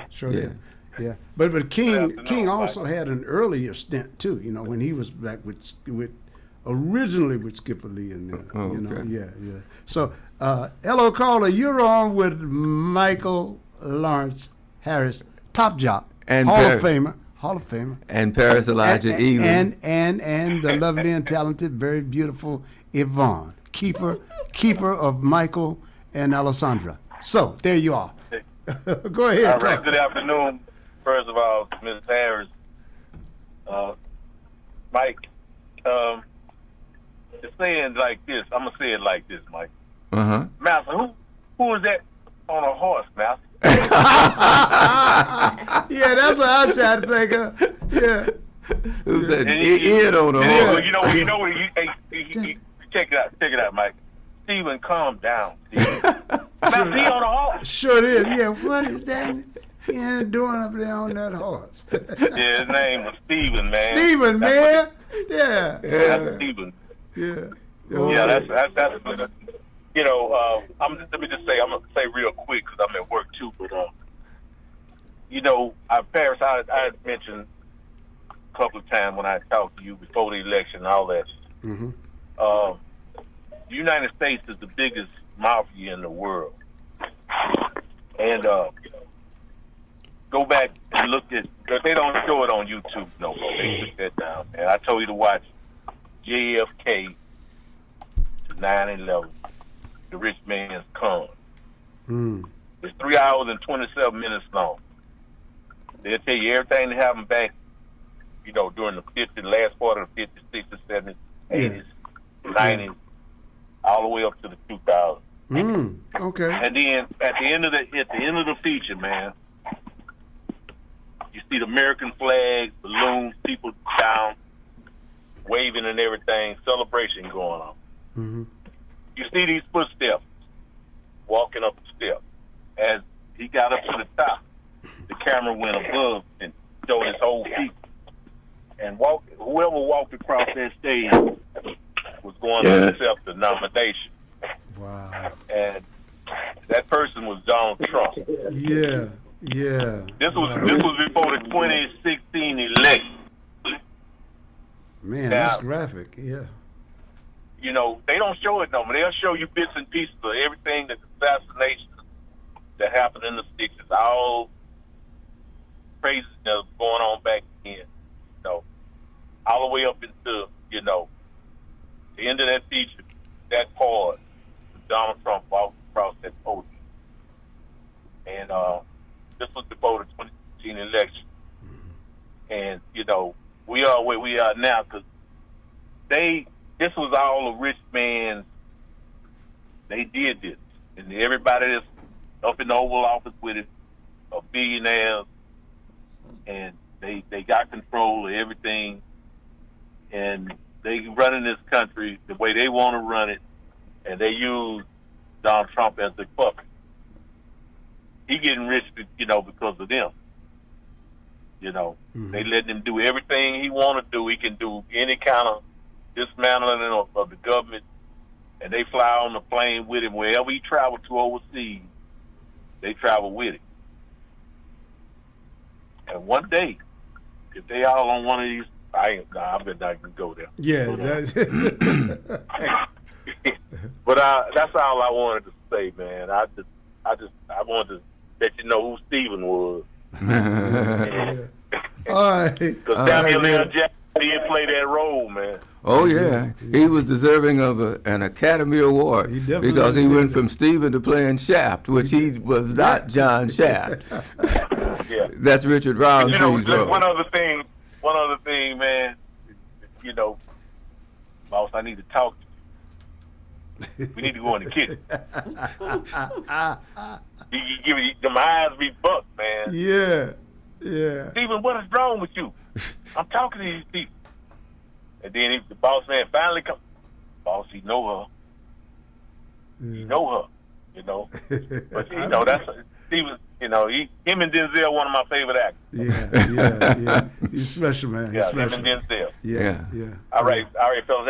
Have a good evening. Okay. Before we take another call, I don't know if you talked about this morning, but candidates seeking office at Houston City Hall will now face no limits on using campaign funds to repay themselves for loans they make to their own campaign accounts. The change was initiated by Council Member Edward Pollard, who has long been rumored to be running for mayor and who has loaned more than $1 million to his campaign account. The mayor, comptroller, and all 16 council seats will be on the ballot next year. Previously, the mayor, comptroller, and at-large council members could only repay themselves no more than $75,000, and district council members no more than $50,000. The new policy, approved unanimously without discussion during Wednesday's council meeting, removes those caps. Pollard would, in theory, be able to use campaign contributions to fully recoup the $1,040,000 he has loaned his campaign. Pollard said that having cash in politics was simply the way of the game. He goes on. I didn't know Ed Pollard had that kind of money. Me neither. Well, his mom and I were, friendly toward one another, and of course his granddad was a big-time preacher down in Louisiana. Okay. Boy, but Ed, I didn't know you had that kind of money, baby. Man, if I'd known that, I would have been talking to you more. Want to break a brother off something, bro? When you get that money back? In fact, I'd love to buy my wife a new mink. Wouldn't you love to have one, a new one, baby? Oh, God. What would you like, baby? Make you over. Make me over. Make you over. 713-668-1230. Is that the number? Yeah, it is. Let me tell you. Oh, it's about time to go. What do you think about Jack Smith? They are coming after him now. The House Republicans are urging them to file charges against Jack Smith for lying to them. It's a I have to ask. I'm not prosecutor. Okay. Well, I don't remember who Jack Smith is. I too have to see faces sometimes, and because this goes back a while, and that's what the president and his staff are doing. Trying to go back, get everybody who prosecuted them. He's on this is his revenge tour. This is his revenge tour. Yeah, right. And so, what did Jack Smith supposedly do? Was he Black Jack Smith? Well, here's what Jim Jordan, the head of the Republican National Committee, is saying. He's saying Smith seemingly made willfully and unintentionally false statements when he answered questions under oath last December. The criminal referral of Smith marks yet another step in a campaign by the Trump administration and its allies in Congress to pursue people who once investigated Trump. The Justice Department already has attempted to initiate criminal cases, as you know, against Jim Comey, former FBI, and the New York Attorney General Letitia James, Boy, but Jack Smith does this man have no conscience? No, none at all. But let me tell you who I like, who I hope becomes. I hope the next president, if it's a Democratic president and he appoints the Attorney General, I hope it's Jamie Raskin. Oh, I thought you were going to say Jamie Foxx. Speaking of Jamie, yeah, him too. Okay. Him too. But Jamie Raskin is out of Maryland. But I know he's had some brain operations. He had a brain operation. It was so sharp, man. And this guy, he's a fighter. He's been there a long time. And this guy knows the Constitution. That's his specialty, man. And he has fought. He has called the Republicans out in every manner of way. He's about the only person I think of right now when I think of attorneys general. Of course, there may be some other candidates who are qualified, I'm sure, but Jamie Raskin and Adam Schiff are relentless in pursuing this administration and holding them accountable. What I'm do is call us. What happened? Yeah. Call us. Well, I got in on time, Mr. Cooper. Well, I didn't want you to be on time. Take the argument. For the sake of the argument, but somebody just called Michael Harris right now where I can argue with him about him going over the limit. The number here is 346. I've got what's my man's X you can call 346-556-663. Just anybody call. We can go over the limit. What kind of shirt is that? It's a swag warm-up. It's kind of cool in these places. Why they call it the Mega Conference? I have no idea. Because that says well, it ain't America, so it's not MAGA, it's Mega. Yeah. Mega. Yeah. Make everyone great again. Yeah, I guess, Michael. But see, Michael, we need a call. I need one caller. Somebody will call in a minute. Anyway, 346. What's the number here? 713-668. That was a private number. 713. That happens, Michael. When you always said that would happen. Somebody's calling Paris. Get him on the line with Michael Harris. Woody Harrelson is 65 today. Eric hello, caller. Is 64. You on with Michael Harris? I got him over to them. Michael Harris. Yes, sir. Yeah, Michael Harris. I wanted to tell you. You said you can't find it's over there on Waco no more. Got another one too, Paris. Put the other one on hold. I called the people about it, Michael, and they said that when they come back, we like Ralph say, we don't read. They have to take too many papers back. That's why they don't bring them over there no more. I just go over there every week and get the African American paper and all those papers. Wow. Okay. But I just wanted Michael to know that that's why they say that, the people come there to get the ticket, but they don't pick up a paper. All right. All right. I'm on. Okay. Thank you for that. All right. Thank you. Yeah. Okay. Now. All right. Hello, caller. You're on. Hey, Ralph, are you there? You can hear? Man, I need to talk this time, man. So, Michael Harris came in early. Him and Paris, you better look around, man. They've been set up for you all. They set up about 30, 40 minutes early on you, Ralph. Check the Ralph Cooper steps, man. They've been doing it. They move all the buttons around and everything. So go on. Something, Bobby Ray. When they stop talking about you, Michael, it means you're not doing nothing. Yeah. So as long as they're talking about you, you're doing something. So thank you, Bobby Ray. Thank you. They were talking about. They were talking about your breath. They were talking about your money, man. Well, it doesn't matter. Whatever. Just as long as they got the name right. The name is the key. Michael, let me ask you something. Mm-hmm. You've been here all morning. How long you been here? Because I didn't hear the whole program. How long you been? I've been here maybe 45 minutes. Did you mention our great friend, the Trumpster, Johnny Trump? How could you come in here and not mention Johnny Trump? We talked about Mr. Trump. I'm talking about Johnny Trump. Johnny's dead. I know he is, but did you bring his name up? You got to keep him alive. He used to tell me that all the time. I had said, Ralph, keep my name out there, man. Keep my name out there. Make him remember me. So did you bring up? Did he mention Johnny Trump? He didn't mention Johnny Trump. Man. And the man loved you, Michael. Oh, considering how much money I spent on that Negro, he should love me. Well, I didn't want to go that way. The man loves you, he didn't just love you because of the money. Oh, really? If I loved you, look, now, I'm not gonna lie. One of the reasons I love George is because he paid. Okay, we know.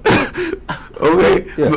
but I loved him before. Right, I know. But I loved him more. Right. It would be like any other thing. When somebody helps you out, you better love them. I still have a George Foreman grill. I have one of the medium size. I have 4 or 5 of them.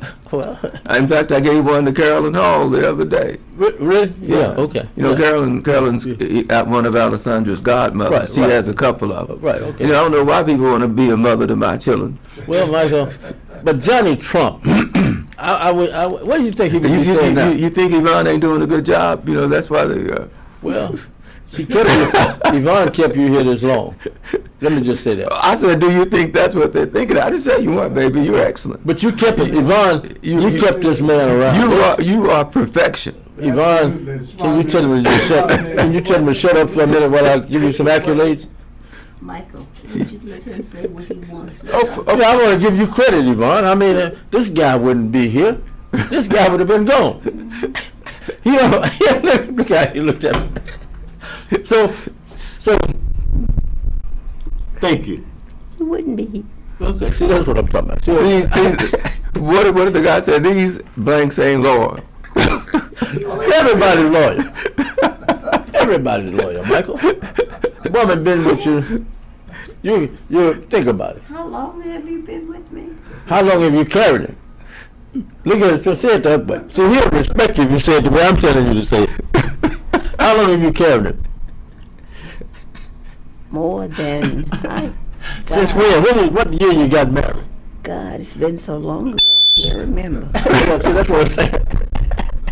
Anyway, man. It's good to see you, though, Michael. Well, if y'all have learned nothing today, you learn not to come to KCRA for marriage counseling. You got to come to the studio. This is you can free.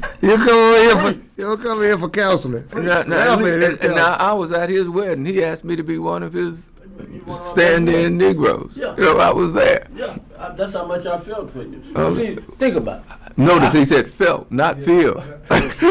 Think about it. Now, think about this, Perry. Now, when he got married, he didn't ask me to be in his wedding. But I didn't hold that against him. When I got married, I asked it. But see, I did some other things for Ralph that he never did for me. No, you helped me. Yeah, see, when I had a little extra, I'd share it with him. Yeah, but I never will forget. Now, he never shared with me. Yeah, I shared with you. I told George to look out for you. You'll be surprised. See, people don't know. I shouldn't share this. George said, you seen Michael lately? He'll call out, you know what I'm talking about, Michael, because he probably did the same with me, with you, I mean. Yeah. He'll call out of the clear blue sky, Paris. He say, hey, everything going all right? You indicate, yeah, everything. How's Michael doing? You seen him lately? How's he doing? Well, he could always use some help. And I was saying to myself, now I hope he says the same thing. Oh, of course. He calls him. He could always use some help, right, Yvonne? And then, that's the kind of friend he was. You know what I'm talking about? Yeah. He did a lot of stuff, and like I told stories. I remember when Joe Louis was sick, and Frank Sinatra flew him here, and he was at the Methodist. He was in the medical center, and his wife was in that Warwick Hotel. Now Zaga, whatever. Zaza. Yeah. So he asked me to go take an envelope, right, Paris? Yeah. So before I could get on, I gave her the envelope. She was in her room. Before I could get on the elevator, there was a scream. Oh, young man, come back. She didn't know my name. You know what I'm thinking? What did I do wrong, right? Yeah. And she said, she had opened the envelope. And she said, I need to give you something for coming up here.